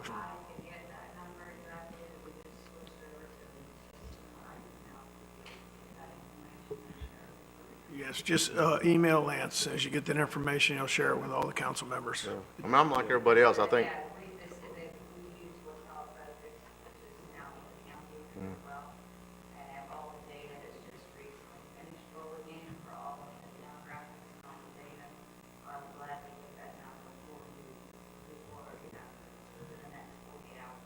Thank you. I just keep getting asked that question, and I feel stupid not, I have no idea. And I'm like, I can give it to you by grade, because I can tell you this year's ninth grade is majority. So we're seeing more, from last year to this year coming in from the middle school. Yeah. So whatever day you want, please. okay. Well, that's the title, but Okay, so I'm like everybody up here, I think Kelly Plantation, Regatta Bay, that's all Destin. Commons, that's all Destin. So, yeah. I would be able to get it based on it has a Destin address. I don't have a breakdown by name. Okay, thank you. That's all I have, Mayor. Thank you. Lance? Thank you, Mr. Mayor. I just wanted to encourage the council to come up with some type of an agreement, whatever we call it, whether it's a contract, interlocal or not. I am saying that because I have two nephews in town that are coming up through the system that I hope to see playing baseball out there. I have two grandsons coming up, and maybe even my daughter might want to do it because she's in first grade and is taking up some sports that she might be out there herself. I think this is the quickest way for us to get this done, and for both, actually all three parties, to make sure that we're protecting each other and we all know our roles in how to proceed. I've been through many similar situations like this, not only in Destin's, but in other towns, like with the Little League. We have a contract with the Little League. It spells out what our maintenance staff is supposed to do and what their maintenance staff is supposed to do. It spells out who turns on the lights, who turns off the lights, who pays the electric, who doesn't pay. I mean, and I'm not saying all those will be in this agreement, but it's that kind of detail that I think we have to have written down, or we'll be floundering in 6 months after we get the field done. I think this is the best way to go and the quickest way to get it converted. Yeah, and I'll just add, if I, real quick, I don't agree with the specifics of the alternative motion, but if it comes back, I can amend my motion to include a contractor interlocal, different specifics as Mr. Bagby's, but I'm fine with that. It's just some of the specifics. So if it gets back to mine, I'll happy to update that. All right, go ahead, Johnny. Kevin jumped ahead of you. No, I was gonna recommend the same thing, as if we could amend Kevin's motion to incorporate a contractor interlocal. We still got to work on this one, and I'm gonna give it, the two members that have only spoke once, they both get another shot at it, and then we're done. We're gonna take it to a vote. Sorry, Jim. I just want to know. I'm gonna follow Robert's rules, and he says 2 times through the bandit. I don't think it's gonna change anybody's vote anyways, for either one. So let's go ahead. First will be Mr. Wagner, his last turn, and then Mr. Braden, and then we're good. You're good? Yep. Cool. I was going to hold you to that too. I think altogether, it's more than just this field. It seems like the field's going to be a temporary solution. So either way, we have to think beyond this. If this is a 5-year gig or beyond, either way, I don't think Barracuda Field is justified a great enough field for our high school to begin with. So while it is a temporary solution, there are much bigger things that we're going to be going after this. So regardless of how we come to a conclusion tonight on the agreement, I feel that this is only and will only serve as a temporary field, because we do need to build a rec facility that is for the high school, that is about the kids, and they can call it their home and not a shared participation field. So I just wanted to put that out there, that I think while everything's getting hot up here and there's a lot of motions and stuff going on, I think we all need to be aware that this is a temporary field for something that is going to be much larger, that will be y'all's home to begin with, and y'all will have the full control in the future going forward with it also. I just wanted to put that kumbaya back out there for everyone. All right, so here's what we're going to do. I'm going to have Ray reread the supplement motion, and then we're going to vote on that, and then I'll entertain if it doesn't pass, then I'll entertain another motion, but we've already discussed that ad nauseum, and we're just going to go ahead and vote if there's a second motion. So Ray, would you like to read Mr. Bagby's motion as you have it? Motion is to direct the city manager to work with the Destin High School and Destin water users in crafting an interlocal agreement for the uses of the Morgan Sports Center Barracuda Field, and bring it back by the second meeting in October, Mr. Bagby. With the following stipulations: the usage limited to 5 years, rate not to exceed the non-profit rate. Destin High School pay for the changes to the field. Destin High School's pay for the monthly, annually usage, or whatever the group decide. Destin High School pay for the reversion of the field after 5 years. Thank you, Ray. That is Just one correction. The length of the contract would be 5 years. They may use it 20 years, but the length of this contract, it would have to come back for council, because the reason I worded it that way was because we get into these deals. So it's really one word seem to needs to be last forever. changed. The one word is length of the contract. Yeah, for Okay. 5 years. So that'd be the contract's term. is the word. Term of the contract. Okay, let's take it to a vote. And, Wait, and why don't we have like contracts for any other organization that wants to use Kevin, these fields? let me This is just this is just silly, but Well, I know. it's just I'm just going to play chairman here. We're going to take this to a vote.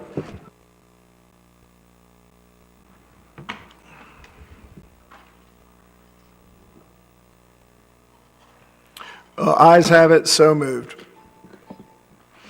We're going to take a 5-minute break to allow the folks here that want to stay can take a breather. The ones that want to leave, they can. And I got to use the facilities.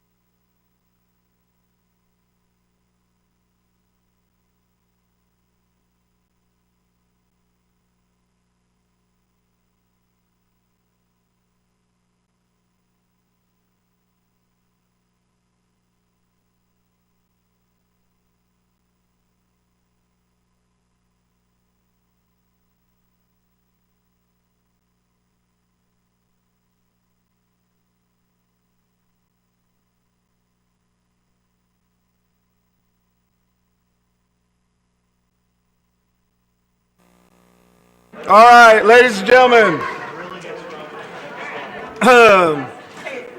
All right, let's see. All right, we're going to get back to the agenda. Up next will be the consent agenda, but hold on.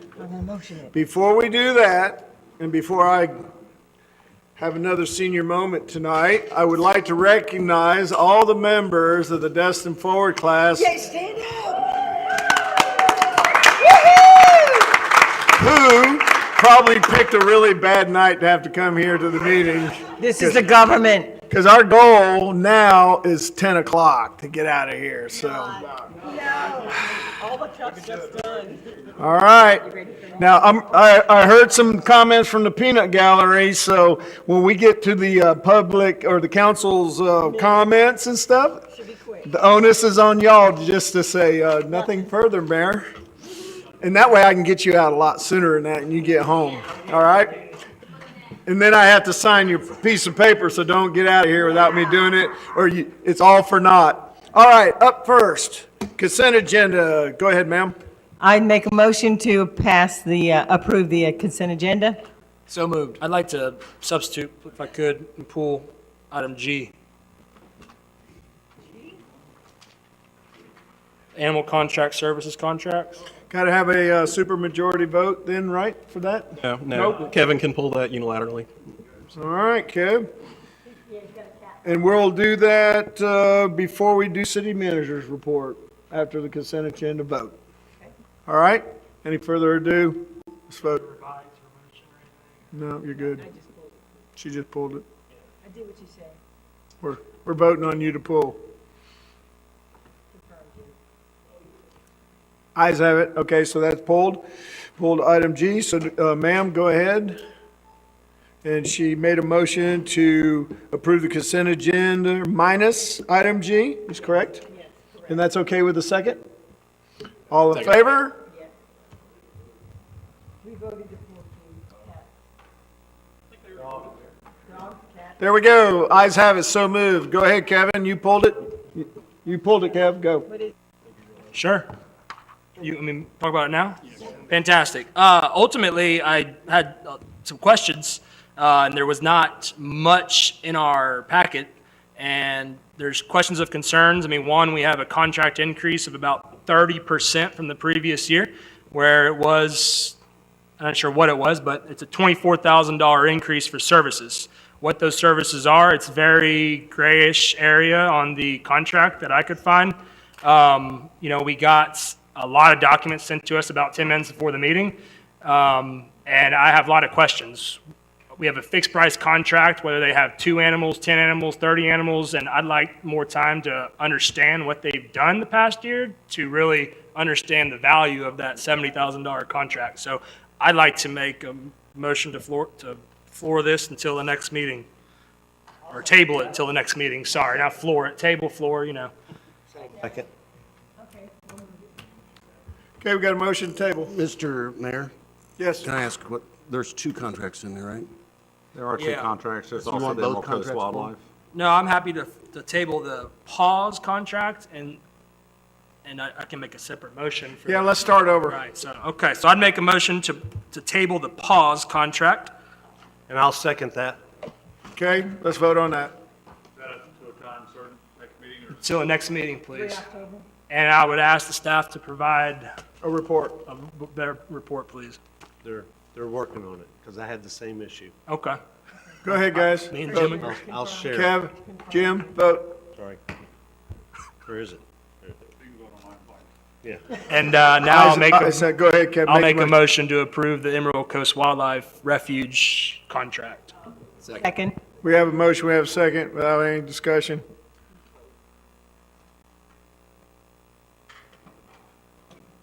Ayes have it, so moved. Hey, is it unusual for, aren't you on the board, Paul, sir? Mercifully, I'm not anymore. You're not? Okay. I'm not. Well, do you want to weigh in on that now, or we'll wait until it's an agenda item? I understand Kevin's concerns. I think that'd be better served if we just bring it back under city manager report next meeting. I think that'd be fine. Okay, because I've been all over pause. I know one thing for certain. Destin does not want to get in the animal control business. Oh, no. Mark my words.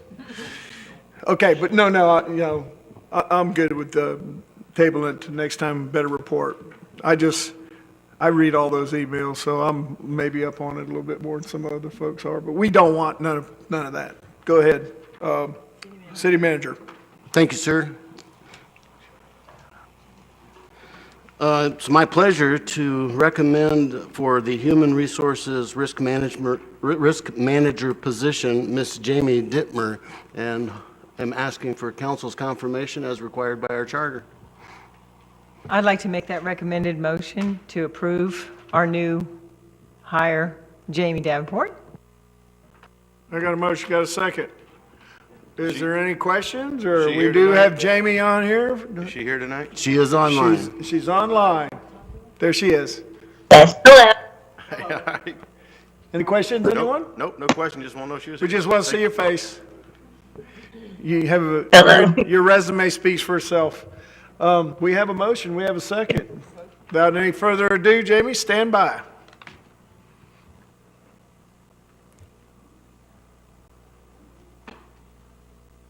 Still punching buttons here. The vote is unanimous. Congratulations, Jamie. Thank you very much. I'm very happy to join your team. Thank you for joining our team, Jamie, and I enjoyed our interview earlier this week. I am so pleased that we have you as our new HR manager, and I think you're going to be a fantastic addition to the team. Thank you. Thank you. All right. Go. Thanks, sir. Next up, we have regarding the Destin Multi-Use Trail and the Linear Park, the funding agreement that came from FDOT, and we have Mr. Jeff Kozat here to answer any questions. This was briefly discussed at our last meeting. I think the day after or 2 days after the last meeting, we received this form from FDOT, and it is before you for your approval. I'll entertain a motion at this time. I have a second? Second. Okay, I got a motion and a second. Is there any discussion? I would forward this document to Florida Power Light. I would forward a copy of this to Florida Power Light and also to our representative.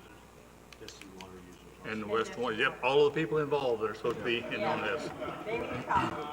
Everybody needs a copy. Yep, and then my only comment was, after talking to several people in the community, they've had some workshops in the past that are still pretty relevant. I think everyone's gotten that now from Ray at this point, so as you guys, if anyone's interested in bringing up ideas or really diving in with me as one of our elected to be on the committee, I thought they had some great ideas inside past workshops, so we don't, reinvent the wheel. We can start with what all of our contractors and all of our local community buy-in, people who came to that meeting. I think we can take a lot of their requests and concerns and really help craft that the vision of the project moving forward. So just wanted to say that we don't need to start from ground zero. We have a little bit of vision already on the table. All right. Would have one other comment, Mayor. I think the deadline looked like fall of next year. Yep. So when are we going to get together and start going? Because that comes a lot quicker than we would like. Yeah, that was my next question for Jeff. That's a very quick turnaround, and we have already started work on the bid documents, and Jeff is putting that team together. We hope to meet sometime within the next 10 days. Good. And be So I have a question concerning the timeline. This will just apply to phase one because phase 2 and 3, one of them requires some acquisition, so land, right-of-way acquisition, stuff like that. So this is just for phase 1, right? This is just for design. This cannot be used for acquisition. Okay, just design, so not even phase 1. Jeff? Yeah, it'll be for the design engineering for phases 1 through 3. Yep. All right, so when will you set a date? So we all can be aware of it, because I'm sure. 3 October? When are you going to set a date for your very first meeting? We're in the process of setting that up right now, the stakeholder meeting, and we're hoping within the next 2 weeks or 10 days, like Lance said.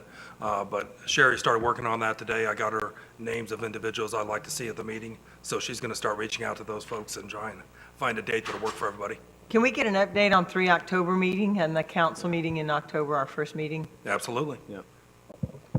And we need to make sure that Gulf Power is included, because they will, They Florida Power are. Line, whatever we call them now, they will have final veto since it is their right of way. Yeah, and they're already aware of it, because I saw Bernard at the Economic Development Council leadership Thursday night, so I shared that with him, so they're chomping at the bit to get involved. I've been wearing Bernard out, but he still has to be put on notice of when he needs to come and attend. Yes, yes, sir. All right, go ahead, Lance. And Councilman Destin, Jeff and I did discuss that just this morning, and we reminded each other that if we bring them in at the end, they have the right to veto our whole plan, so they will be in the beginning, so. Next up, we have a recommendation from staff regarding the Harbor CRA and the Town Center. Mayor? Excuse me. Hold on, we got to vote on that. We had a motion and a second to do the committee. Sorry about that. It's only 8 o'clock. Ayes have it, so moved. Go ahead, sir. I'll try that again, sorry. We have a recommendation from staff for the Harbor CRA and the Town Center CRA master plans to be updated, and Mr. Zanguzzi is going to present. Thank you. Good evening, Mayor and City Council. Both the Town Center CRA and Harbor CRA master plans are woefully outdated, especially in light of all the changes we've made to our current master plan and the changes we're making also to the LDC. And therefore, they're in need of an update. Particularly so for the Town Center CRA, given the Town Center project that the council has prioritized. We need to ensure that it has both a frame of reference as well as a context. And so these CRA updates will not only provide more current conditions, a description of those, but also figure out what are the projects that will be supportive of such an endeavor, so that it's just not an isolated project. It has connectivity to the rest of the town center development. So, Louis, I have a question for you on that particular issue. It kind of explained in the briefing document how it was going to transpire, which one group was going to meet, and at some part there'll be a public outreach, workshop type format. And it talked like there might be a facilitator. Now, is staff going to be the facilitator of that, or is that a third party, someone that'll come in to help facilitate a workshop along those lines? the consultant that we're going to be hiring will do that for us. That's all I need to know. All right. Any other questions for Louis? Go ahead, Rodney. I was going to make that motion, Mayor. I move that the city council direct the city manager to undertake preparations of the town center and harbor CRA master plan updates pursuant to attached scope of works. Second. Got a motion, got a second. Is there any further discussion on I this? do- Go I just ahead, have a Bobby. Question on, I'm not, how long does this take as a scope of reference as far as from your practice and expertise? Is this a quarter? Is this a half a year? What kind of timeline are we looking at? Yeah, we're talking being done about May of next year And, for adoption. okay, and that's for both A and B phase? Correct. Okay, thank you. All right, we got a motion. We have a second. Let's go ahead without any further ado. Ayes have it. Votes unanimous. So moved. Lance. Thanks, sir. Just a quick reminder that Government Week is coming up the week of October the 20th, and the city will host its annual open house at the Community Center from 11:30 to 1 p.m. The public is invited to attend. There'll be booths from our partners available there, as well as booths for each of our departments there. So come out and celebrate with us at the Community Center. I believe it's a fish fry too, right, Lisa? Lisa's not, fish fry at the open house, is that right? Yes, sir. All right, so it'll be well worth the time. Finally, and the mayor did beat me to this, but I'm going to mention it anyway, I did want to welcome the Destin Forward class to the meeting tonight, and I commend each of you for taking this challenge and sitting through this program, because it's a very worthwhile program, so thank you for being here. There's some folks sitting in this room that's already been through that, so watch out. One of the things that I'd like to mention is on, I lost my train of thought. What would you, on your first announcement? What was that? Government Week? Yeah. It only took 4 years, but Catherine finally rounded me up for open house. So my last month, I'm finally going to go to one. And we're so happy. It'll be a good send-off for you. Normally, I'm booked to go fishing during a rodeo, but she caught me too soon, so. Well, that's why I contacted you like 2 months in advance to get you on the calendar. So I'm going out in a blaze of glory at the open house of Government Week. See you all there, right? Okay. Our last public hearing, 5C. Kyle, take it away. Thanks, Mr. Mayor. This is a quasi-judicial hearing. It's a proposed major development. We have Jamie Eubanks of Jenkins Engineering, Inc., on behalf of JPD Investments, requesting a major development order. Project's located at 500 Industrial Park Road. Properties totaling 3.98 acres, with site construction encompassing 2.45 acres. Be redeveloping the previously constructed parcel to include 32,400 square foot warehouse space within 5 building footprints, along with associated site infrastructure. With that, I'll start off seeing if we've had any ex parte communications, starting here with Kevin. None. None. None, thank you. None. None. None. None. And if I can get Mr. Eubanks, any member of the crowd who plans on testifying, and any member of staff who plans on testifying, to please stand and raise your right hand. Do you swear or affirm the testimony you're about to provide is the truth? All right, thank you. And with that, I'll turn it over to Kim. Thanks, Kyle. The city will enter the staff report and all of the attachments into the record as the city's composite Exhibit A. Mr. Eubanks, I assume you have no objection to that. All right. Okay, and we'll turn it over to Mr. Daniel Butler. Good evening, Mayor and Council. As Kyle stated, this is the redevelopment of a warehousing parcel that currently exists within the industrial zoning district along Industrial Park Road. General warehousing and storage is an appropriate use within the industrial future land use map designation, as well as a permitted use within the industrial zoning district. This project has provided the allowable parking, setbacks, open space, and any other zoning dimensional regulations in our land development code. The link to strategic goals and objectives within our comprehensive plan would be economic development and revitalization, as well as effective, efficient, and aesthetically pleasing infrastructure, given that this project is implementing all the required multimodal transportation facilities such as street trees, pedestrian lighting, and pedestrian amenities. So with that being said, staff does recommend City Council approval of this proposed development order. I don't have the number, but the development order proposed at Industrial Park Road. And also the applicant is here in case anybody has any further questions. Thank you, Daniel. Thanks staff, Lewis, Dan, as always, for always helping us out here. I'll be brief. I do have a redevelopment. It's not a baseball field, but it's a little tucked away. You may not drive by it often, but back in the industrial park, it's not the greatest aerial, but you can see it's kind of a blighted piece of property. Essentially what we're doing is making it nice, providing for actual truck turnaround, get them off of Industrial Park Lane and move forward from there. But if anyone has any questions, I'm happy to answer them. Well, we have, Rodney, you want to ask a question? Go ahead. Is this one building? It's 5 total, 5 buildings, totaling 32,000 square feet, Five plus or separate. minus. So, got one, I'm worried myself. One main access here off of Industrial Park Road comes through. Got building. Provides two-way direct internal as well as truck access. To Show them on the other side how nasty it is right now.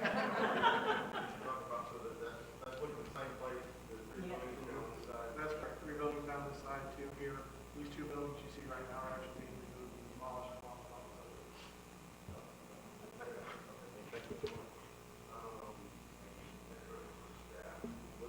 it. Microphone. Next question is for staff. What is the impact fees for this project? That's right. So the impact fees were developed based on the gross floor area increase. And so the estimated impact fees, they would be assessed at the building permit, but they are estimated to be $10,686.20. Thank you, that's all I have. Thank you. Any other questions? Seeing none, I'll entertain a motion at this time, and you're free. Mayor, I move that the city council Mayor? approve. Hold on. maybe I missed it. Did you call public comments?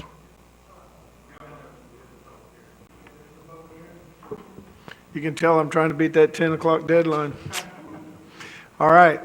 This is a public hearing, and seeing as such, if there's anyone that would like to speak about proposed major development, and I'm not going to read all the numbers, come up to the microphone at this time. Seeing none, I'm going to close the public comment portion of the public hearing and entertain a motion. Mayor, I move that city council approve with condition, no, wait, hold on. I move that city council approve Destin Industrial Park, a major development order as presented. Second. I got a motion, second. Is there any further questions or comments? Seeing none?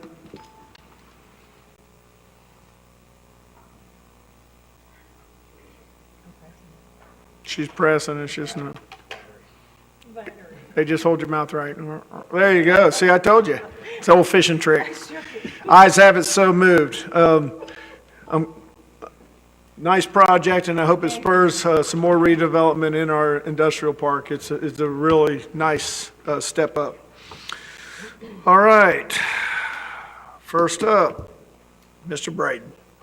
Thank you, Mayor. Can staff remind me the pots of money that's available, the BP money, the Triumph money, whatever it is? We still have pots of money that we can submit projects for? Are you new projects? Is that what you're asking for? I'm just asking the pots of money that are available, and do So- we have any projects submitted for those monies? The Triumph funding source is still out there. We have not submitted an application at this point, but it's still available for the right types of projects. We can't think of a project, or does council have to come up with a project to be able to go for this money? I mean, it just seems like there's a lot of money just sitting there. We're working on some ideas right now. Originally, we were going to try to use some of that money for our acquisitions at the beach, but as it worked out, we found a different alternative funding source. So I'd be happy to talk with you about some of the ideas we're thinking about applying for. Can you tell me what kind of projects is this money available for? For Triumph, they're looking for something that generates jobs for the community on a long-term basis, so it has an economic impact to the community. Maybe a sports complex? Maybe a sports complex. That's all I have, Mayor. Thank you. Mr. Wagner. Thank you, Mr. Mayor. At the Public Works Committee, after reading the minutes, they talked and passed a motion to address the LSV program and trying to attach some kind of education program with possible short-term rentals and locals. They were referencing the Walton County. I don't know if we need a motion or it's just more up for discussion and see where we want to go with this. I think it's a great idea to kind of really, I know I've seen more and more golf carts going on the roads, whether it's be Airport Road or coming off Crystal Beach. So I think this is a concern and something that I would like to take, and it's not on the agenda, so just wanted to bring it up for discussion and see if there's anything out here that you guys feel as a council, if we need to move forward, give direction, or if that's something we should just kind of work internally as an LSV safety program. Lance, Yeah, so I'll just put that on the next agenda. Is that just pointing to Ray? Yeah, under my name, Ray, thank you. And then the second one being for the pickleball. I do want to make a motion to, I move to direct city council manager and city attorney to continue negotiating with the land representatives to acquire land for a future pickleball court. I know we've gotten, I'll stop the motion there. And then I know that we've gotten some feedback as far as potential land values and things of that nature. I think we can work a lot in the negotiation side, so I think it's a great parcel, with it being a very unique land piece. I think there's only a few things that can go there, and so I really want to be adamant about pushing that. Does he need a second? You would need a second to the motion. I'll second that. Thank you. So I got a motion and a second. And it's an unagenda item, so it'll require a supermajority. I do think if council so inclined, the parcel that would be the target is in a position where it's ripe for such negotiations at this time. Okay, all right, well, let's take a vote. Well, we've been trying to get them pickleball courts for 4 years. Ayes have it, so moved. All right, that is all, Mayor. Thank you. Mr. Destin. Thank you, Mayor, and I will just have one simple observation. Since we have money in our budget that is dedicated to bringing parcels into the city and incorporating them in, it appeared from the testimony we got tonight that Kelly Plantation may be quite ripe to come in. I would suggest that city staff or the city manager or appropriate member of the staff contact the Kelly Plantation Homeowners Association to see if they are really interested in doing what they discussed quite strongly tonight. And also, I think we've talked in the past about enclaves, which allows us by law to incorporate. Is that correct, Webb? We've talked about it in the past. If we're going to go down this route, we might as well go ahead and start wrapping. I'm going to defer to the land use attorney who's very familiar with the statute. There's a statutory process, but I'm putting together, per your prior directive, the policy on it, and we're going to bring that to you shortly. Well, we want to strike when the iron's hot, which it appears it was. So that's all I have tonight. Yeah, I'm glad you brought that up, because I was going to bring that up as well, because there was talk about annexing the school itself, but it sounds like we might finally be able to have an open and honest discussion about annexing, not maybe only Kelly Plantation, but maybe some other unincorporated areas of the city. It would sure help us provide a better level of service for our entire community. So I'm good with that. Mr. Bagby, I see you have your thing up, so. No, I was just going to point out that the policy was supposed to be back next month, right? That's correct, October. Okay, thank you. Yeah, so everybody seemed to remind us that it's one Destin, and we are, and so, okay. The only thing I have tonight, Mr. Mayor, is I just want to congratulate Councilmember Wagner for completion of EMO 2. Good job. He's almost fully trained now.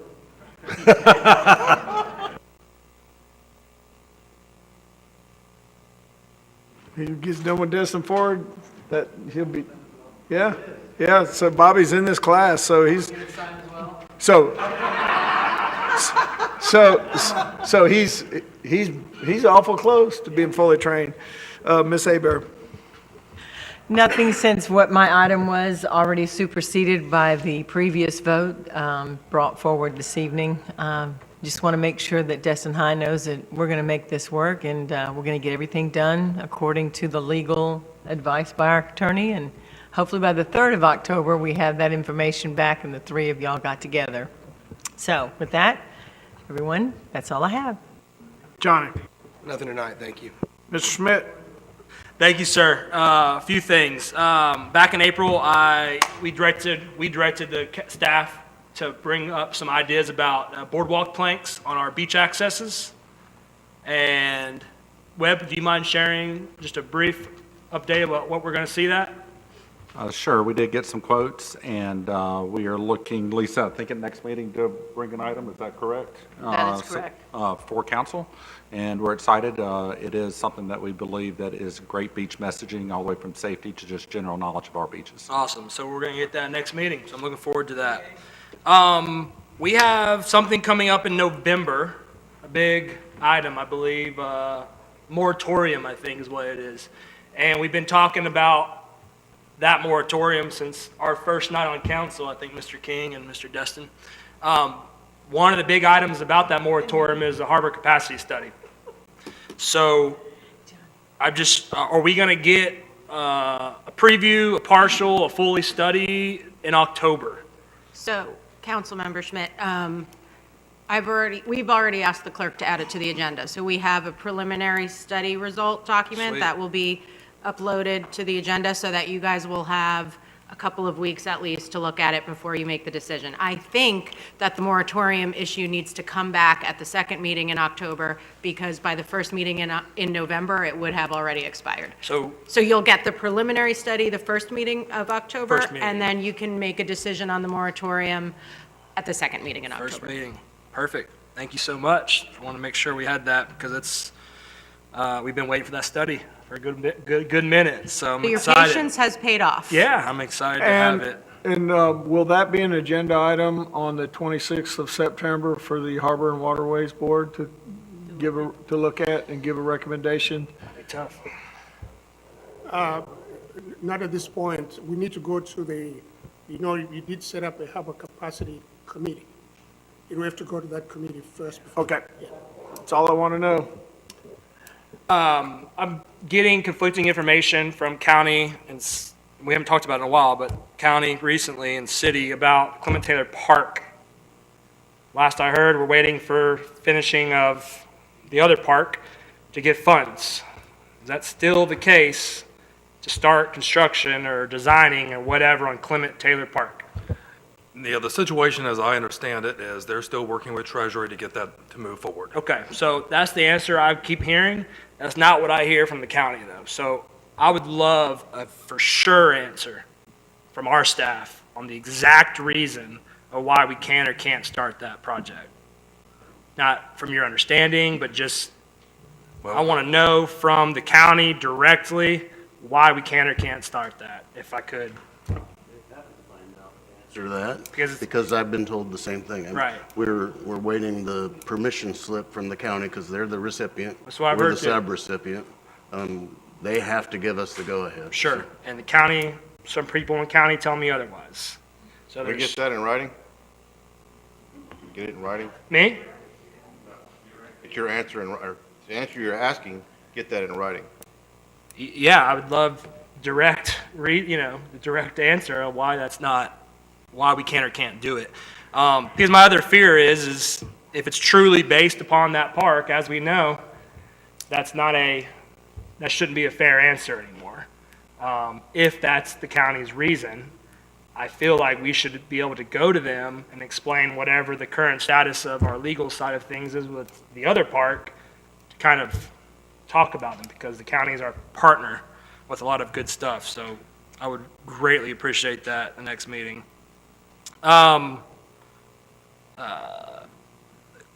Last item, and I'll tie a couple things together here. I understand that we have somewhat of a victory about the baseball field, and we have, a vote of some things that we're going to do. I truly believe, personally, in my opinion, that these are just delay tactics. I'm all about working with an attorney and kind of specifying some details. I'm fine with that. But we've had since June 20th to do some of that stuff after staff kind of realized what the options were looking like. And although we never made a motion to direct them to doing our local agreement in the previous time, 2 weeks ago, we could have done just that 2 weeks ago. And now we're doing that tonight. And, it's just, I truly feel like it's just delaying it. Previous conversations or comments about what's the rush, what are we rushing, what's the speed, or what's going on. In my opinion, the rush is baseball season is upon us. It takes time to permit and everything else that we might have to do, work with Destin water users or whoever else. And I'm not just considering baseball season for the high school starting. Baseball season for Destin Little League is starting. They would love to know if there's an opportunity to have a new league this coming spring. So to me, the sense of urgency is it's mid-September and it's about to start baseball season. So, excuse me. Again, I don't disagree with having some details being ironed out, but we've been taking a long time on what I feel like it was a very simple type of thing to make happen.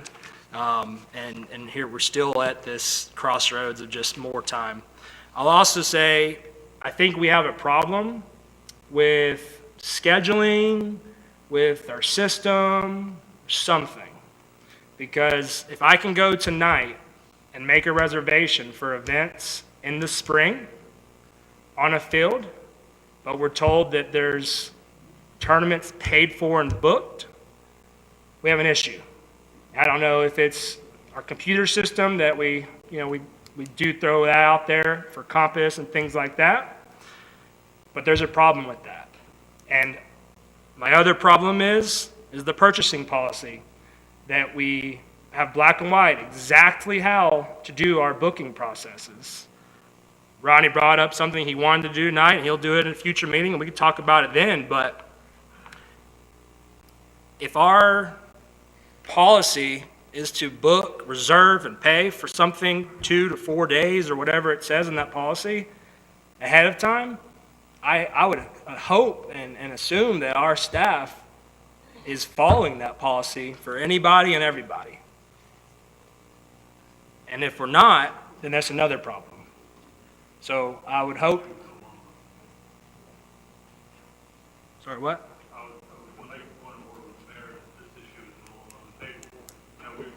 What issue about the purchasing policy of the city of Destin? Well, I moved on to the purchasing policy that we're not following, so all I would ask is that we look into very importantly the policies that we have, and hopefully that we're following them as we should be. And that's all I have, Mr. Mayor. Thank you. I had nothing. 49 days. Who's counting? Land use attorney. The only thing I have is to correct myself. We just looked up on the strategic plan, the date for the annexation policy is supposed to come back to you in February, actually. By February. But we are working on it, so we're going to try, yes. I think you could get it sooner than February.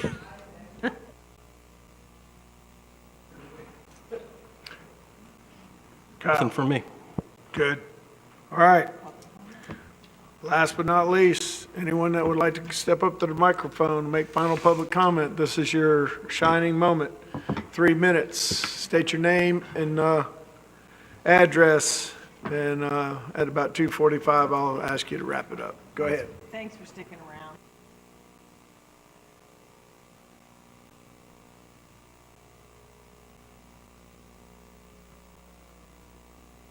I know.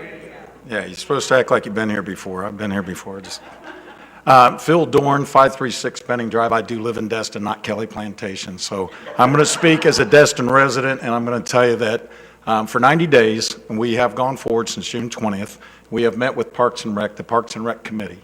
We have met with Mr. Johnson. We have gathered more information. We have brought to the table specifics, money, estimated cost, a new layover, and how we can do it. Where do you put the bullpens? It's all done. It's all been updated. Now, I don't know if you've all seen that, because I can send it to you, the final version of everything.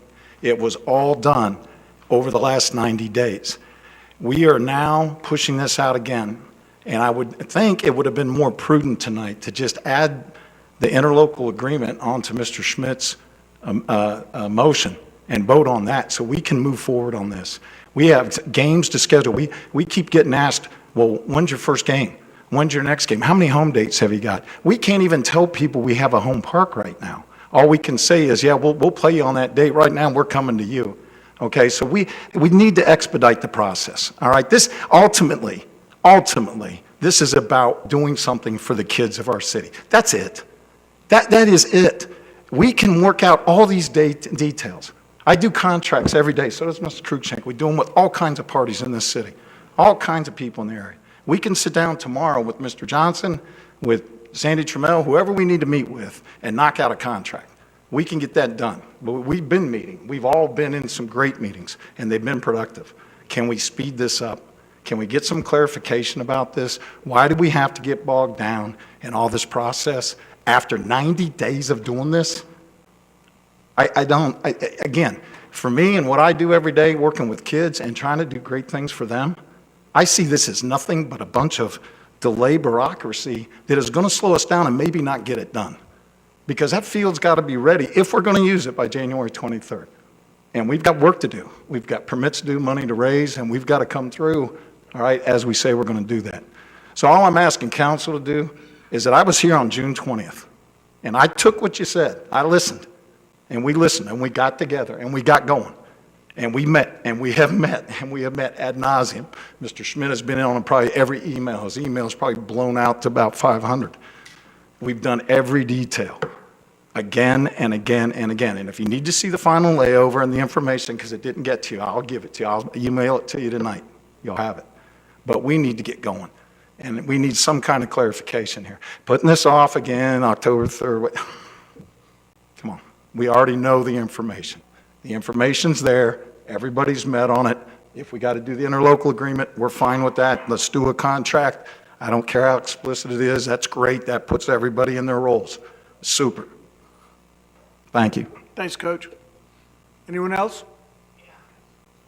Hold on. Let's let public comment, and I'll recognize you when we're done with that. Okay? Hi, everybody. I'm Denise Fountain. I'm on the executive board for the Destin High School. Thank you. Dorn did this.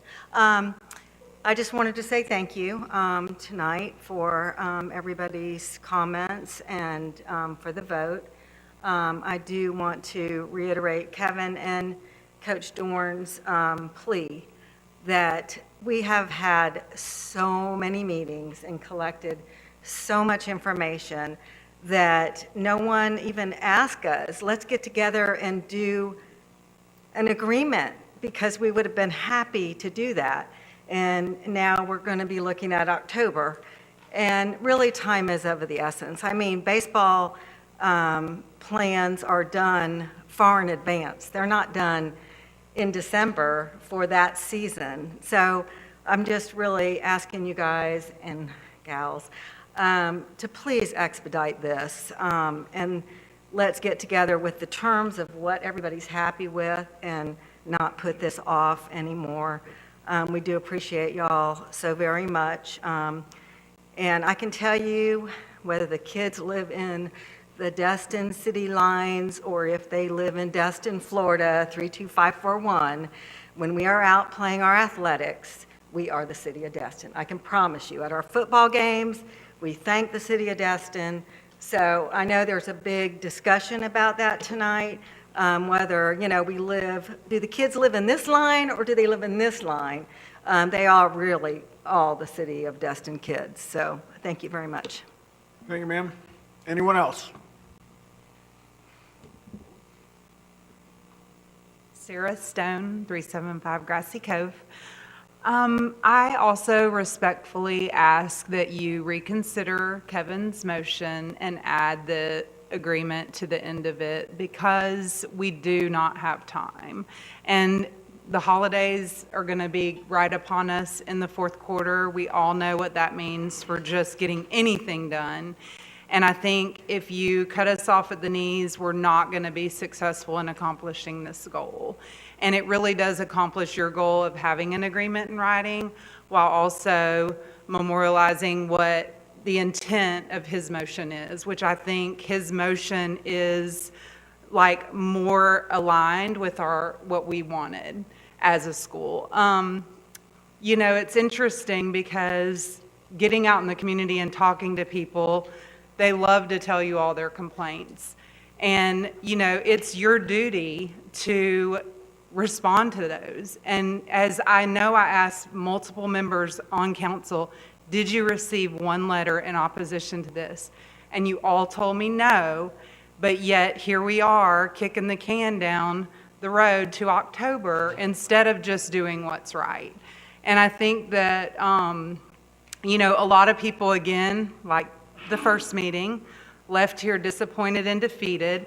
And, in my research and looking at, Morgan Sports, it's not a highly profitable entity. I mean, the revenue it generates is like $300,000 a year.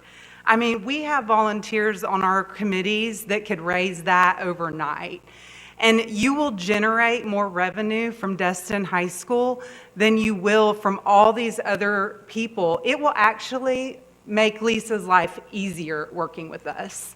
I know it may not seem like that right now, But I can assure you, we did not get this far and accomplish all the things that we've accomplished by being difficult to work with. And I feel his frustration because, you know, it's his responsibility to find these kids places to play. And really, I mean, if you are true to what your program description is in your budget that is printed every year, it says you pursue schools. Y'all have not pursued us. It is your duty. It is part of what's in your documents to pursue schools for Morgan Sports Complex.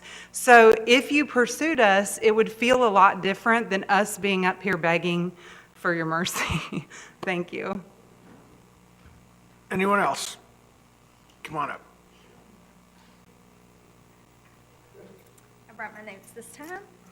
Heidi La Cicero, 211 Maddie's Way. Yep, Kelly Plantation. We already know that. the outsider. I didn't get to say something important when I was up here earlier, and I really want to call Lisa Firth out.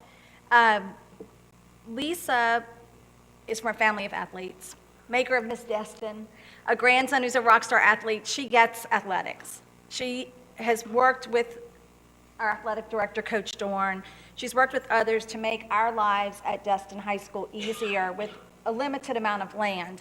I have a news flash for y'all. They're not making any more land in Destin. And Lisa's been challenged with finding us places to play. So Lisa, thank you to you and your team for working and continuing in a spirit of cooperation to make some of these things work. That really does make a difference. And I invite all of you to our next home football game. We would love to recognize you on the field because, as I believe Denise or Sarah said, we recognize the city of Destin and thank you guys every time those boys go onto the field at all athletics, but football is obviously the biggest. And I want you to see what's happening. And every assembly that we start with, every game, they say, "We are." Every one of those kids and parents yell. What do we yell? We're Destin. They don't yell, "We're Calhoun Drive. We're Siebert Lane. We're Regatta Bay." They say we're Destin because we are. We are. So focus on that as you make these decisions. With Robert's Rules of Order in mind, I respectfully ask that y'all reconsider Kevin's motion tonight. Add Jim's interpool, if that can be done. Interpool, interlocal. Interpool is the Russians, right? 3 minutes is not long enough for a Southern girl to talk. Yeah. So reconsider, make it to where we can not kick the can, to where we can come up with something that we can all agree on tonight and work forward so that our team has their mission going for the week ahead and your team does, and that we can all be Destin. I look forward to the day where we're focused on not what neighborhood people live in and not who's in Destin going to high school that has a Destin address, but why are people leaving here? Because great things are happening in this beach town, and it's starting right down the street at Destin High School. So be with us like you have in the past. Find ways to support us, like so many of you guys. Bobby's been at our board meeting to speak to us. Teresa said, "What can I do?" Gary, every time we call. I mean, so many of you guys, and that's what we need to keep building Destin High School. It carries your family's name. Let us continue your legacy of greatness. Let us keep making Destin have a little tiny spot on the map.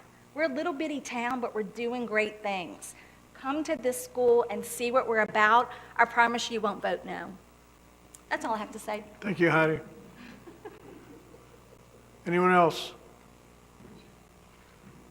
All right, Jim, you Thanks. wanted to press the button? Ray, could you, no, I'm not going to. Ray, would you reread the amendment or the motion that passed? Because, Can we and I call don't to order under- and then finish off this meeting? What? Can we call to order? Point of order? Yeah, you can do a point of order, but I Point I of can order ask then. Point of Ray order, to please. read the motion that passed. It's called point of order, so, What is the point of order? That we're ending the meeting according to the agenda. on the agenda, it's public comment and then the adjournment. So that's where we're going to leave it. All I got to say before I hit this gavel is, Mr. Mayor, I'm going to call for a vote on your decision. I believe I should be able to answer Because what the problem is, and no offense to y'all, you don't understand the motion that passed. You really don't. And see, I see people out there who do understand shaking Point their of order, heads, Mr. yes. Mayor. So I will ask for a vote of the council on that point of order. Point of order, explain to me what it is. Staying on track with the agenda as voted upon, public comments are ended, and the next item is the adjournment. I'm not sure. Tell me. I'm just following the agenda and that we have Well, approved, and let me tell you what, just as a comments are over, so. As a common courtesy to everyone on this board, Mr. Bagby would like to address some of the comments made during public comment. He could have asked questions when the person was up there. I'm going to allow him to speak, and then if anyone else would like to add to that, we'll take that moment to do so. I want everybody to go home knowing where we stand, where we're at. All I'm going to tell, I've already told all these folks out here, is we can get this done by October 3rd, 14 days from now. It's not as good as tonight, but I will personally work diligently with the staff and our city attorney, and I'm sure the support of the council has already been expressed to make sure that on October 4th, that we have an interlocal agreement and you guys can start building the ball field. That's all I can say. Jim, you want to go ahead and address? Thank you, Mr. Mayor. Ray, would you read the motion that passed? Motion is to direct the city manager to work with the Destin High School and Destin water users in crafting an interlocal agreement for the usage of the Morgan Sports Center Barracuda Field and bringing it back by the second meeting in October with the following stipulations. Length of the contract limited to 5 years. Destin High School pay for changes to the field. Destin High School pay for the monthly, annually, or whatever the group decide usage. And Destin High School pay for the reversion of the field after 5 years. Okay. And the rate not to exceed the nonprofit rate. I forgot to read that at the bottom. So we approved, so y'all put this in language y'all will understand. We approved your use, or directed the staff to draft the agreement to approve your use of Barracuda Field with those stipulations. Ms. Stone and I talked about 5 years. She was fine with that. I did not know that y'all had already worked out all the details, and so I will ask the staff if we have worked out all the details. I would bring it back up and tell you to have it by October 3rd, but when I talked to staff today, they didn't have all the details. And so when I started asking questions, it was, they didn't have that. So I look forward to receiving everything that you have, but we're going to enter into a contract. We've agreed we're going to let you use Barracuda Field, but we're going to have a contract so that you know what you're responsible for. It protects you as much as it protects us, as much as it protects Destin water users. I don't expect y'all to understand what the motions are and what we voted on. I'm a little disappointed that the other members of the council don't understand, but it's not a delay tactic. I'm with the mayor. If we can get the contract done by the 3rd, we'll vote on it on the 3rd. But we're not going to do an agreement that we don't have, and I'm sorry, I keep saying contract, an interlocal agreement. Okay? I'm not going to support that because that doesn't protect you. It doesn't protect the citizens of Destin. It doesn't protect the Parks and Rec Committee. It doesn't protect this council. But we've agreed you're going to get Barracuda Field. And if there's one of those specific stipulations, paying for the conversion, I think y'all already agreed to that. Paying for the use on the nonprofit scale or some other deal y'all might work out with the staff that's more favorable for whatever month. If there's one of those stipulations that you disagree with, I would ask you to tell us what it is, because I think it was pretty simple and straightforward. But I'm not going to direct who does the bathrooms or who pays for the utilities or how much you pay for the utility. That's for you and the staff and Destin water users to work out. So for y'all to say, you didn't give us what we wanted, you got exactly what you wanted. But we're going to put it in an interlocal agreement, period. Thank you, Jim. Kyle, Lance, staff, let's get it done by October 3rd. That way we can meet everybody halfway. We will do our best. That will postpone us from doing some other things, and if that's the direction of council, then that's what we'll do. Do you need a motion and a vote to that effect to put all effort, or how would you handle that? This is an action we've already done. I think it's pretty clear. I mean, to change that, you'd have to reconsider it tonight. I think what Lance is committing to you, and what I will commit to you, is we're going to do our best. We understand the priority of this and the community. We're going to do our best. I believe we can do it by October 3rd. I'm not going to guarantee that, but I believe we can get it done. I will send their attorney a contract by the end of the week, assuming that we can get it all worked out with staff. Assuming your attorney turns it around in time, we could potentially get it on for that October 3rd meeting. All we can ask for. Mr. Mayor, I'd like to make a motion to reconsider the item that was brought up tonight. You got to be on the winning side. I'll make the motion to reconsider. You got to be on the winning side. Yeah. All right, well, then the last thing I'll add then, I guess, since I can't do that, is you did say, since Mr. Bagby got to talk, you were going to let us say something, right? And I'm just pointing out to you, That's, under Robert's rules, you were on the failing side and you cannot make a motion. that's to fine, thank reconsider. you. I appreciate it. The only thing I'll add is, you know, we made a motion under Mr. Wagner without it being on the agenda. The comments and the sidebar conversations that happen while other people are talking, to me, is kind of rude and derogatory, and I don't appreciate it. While some of the comments I'm trying to speak my mind on my particular item, I'm being said, I don't truly appreciate the sidebar conversations and comments underneath people's breaths, and I know I've made that mention to Mr. Mayor before, and so I don't appreciate it, but thank you very much. Mr. Mayor, just real quick. I'm glad you I know you were going to hit the gavel, but I just want you all to know that we really are going to work to get this done. And there are some details that simply have not been worked out yet. I respect what you said, but there's some things I don't know yet. And I in order to feel comfortable for these guys, I just need to iron those out. That's all. And we'll move it forward as fast as we can. I think that if you're concerned about the construction part of it and that, the agreement is basically struck. So we're working out the details. So if you want to talk to me, and that's something I can do administratively, if we want to do parallel work we can work on the agreement and work on the field. I mean, let's talk about that.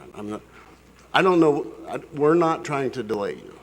I'm not trying to delay you, and I don't think anybody up here is No, trying to. and Mr. Bagby made it clear he's not trying to delay it either. He's just being a responsible governance. And that being said, meeting adjourned.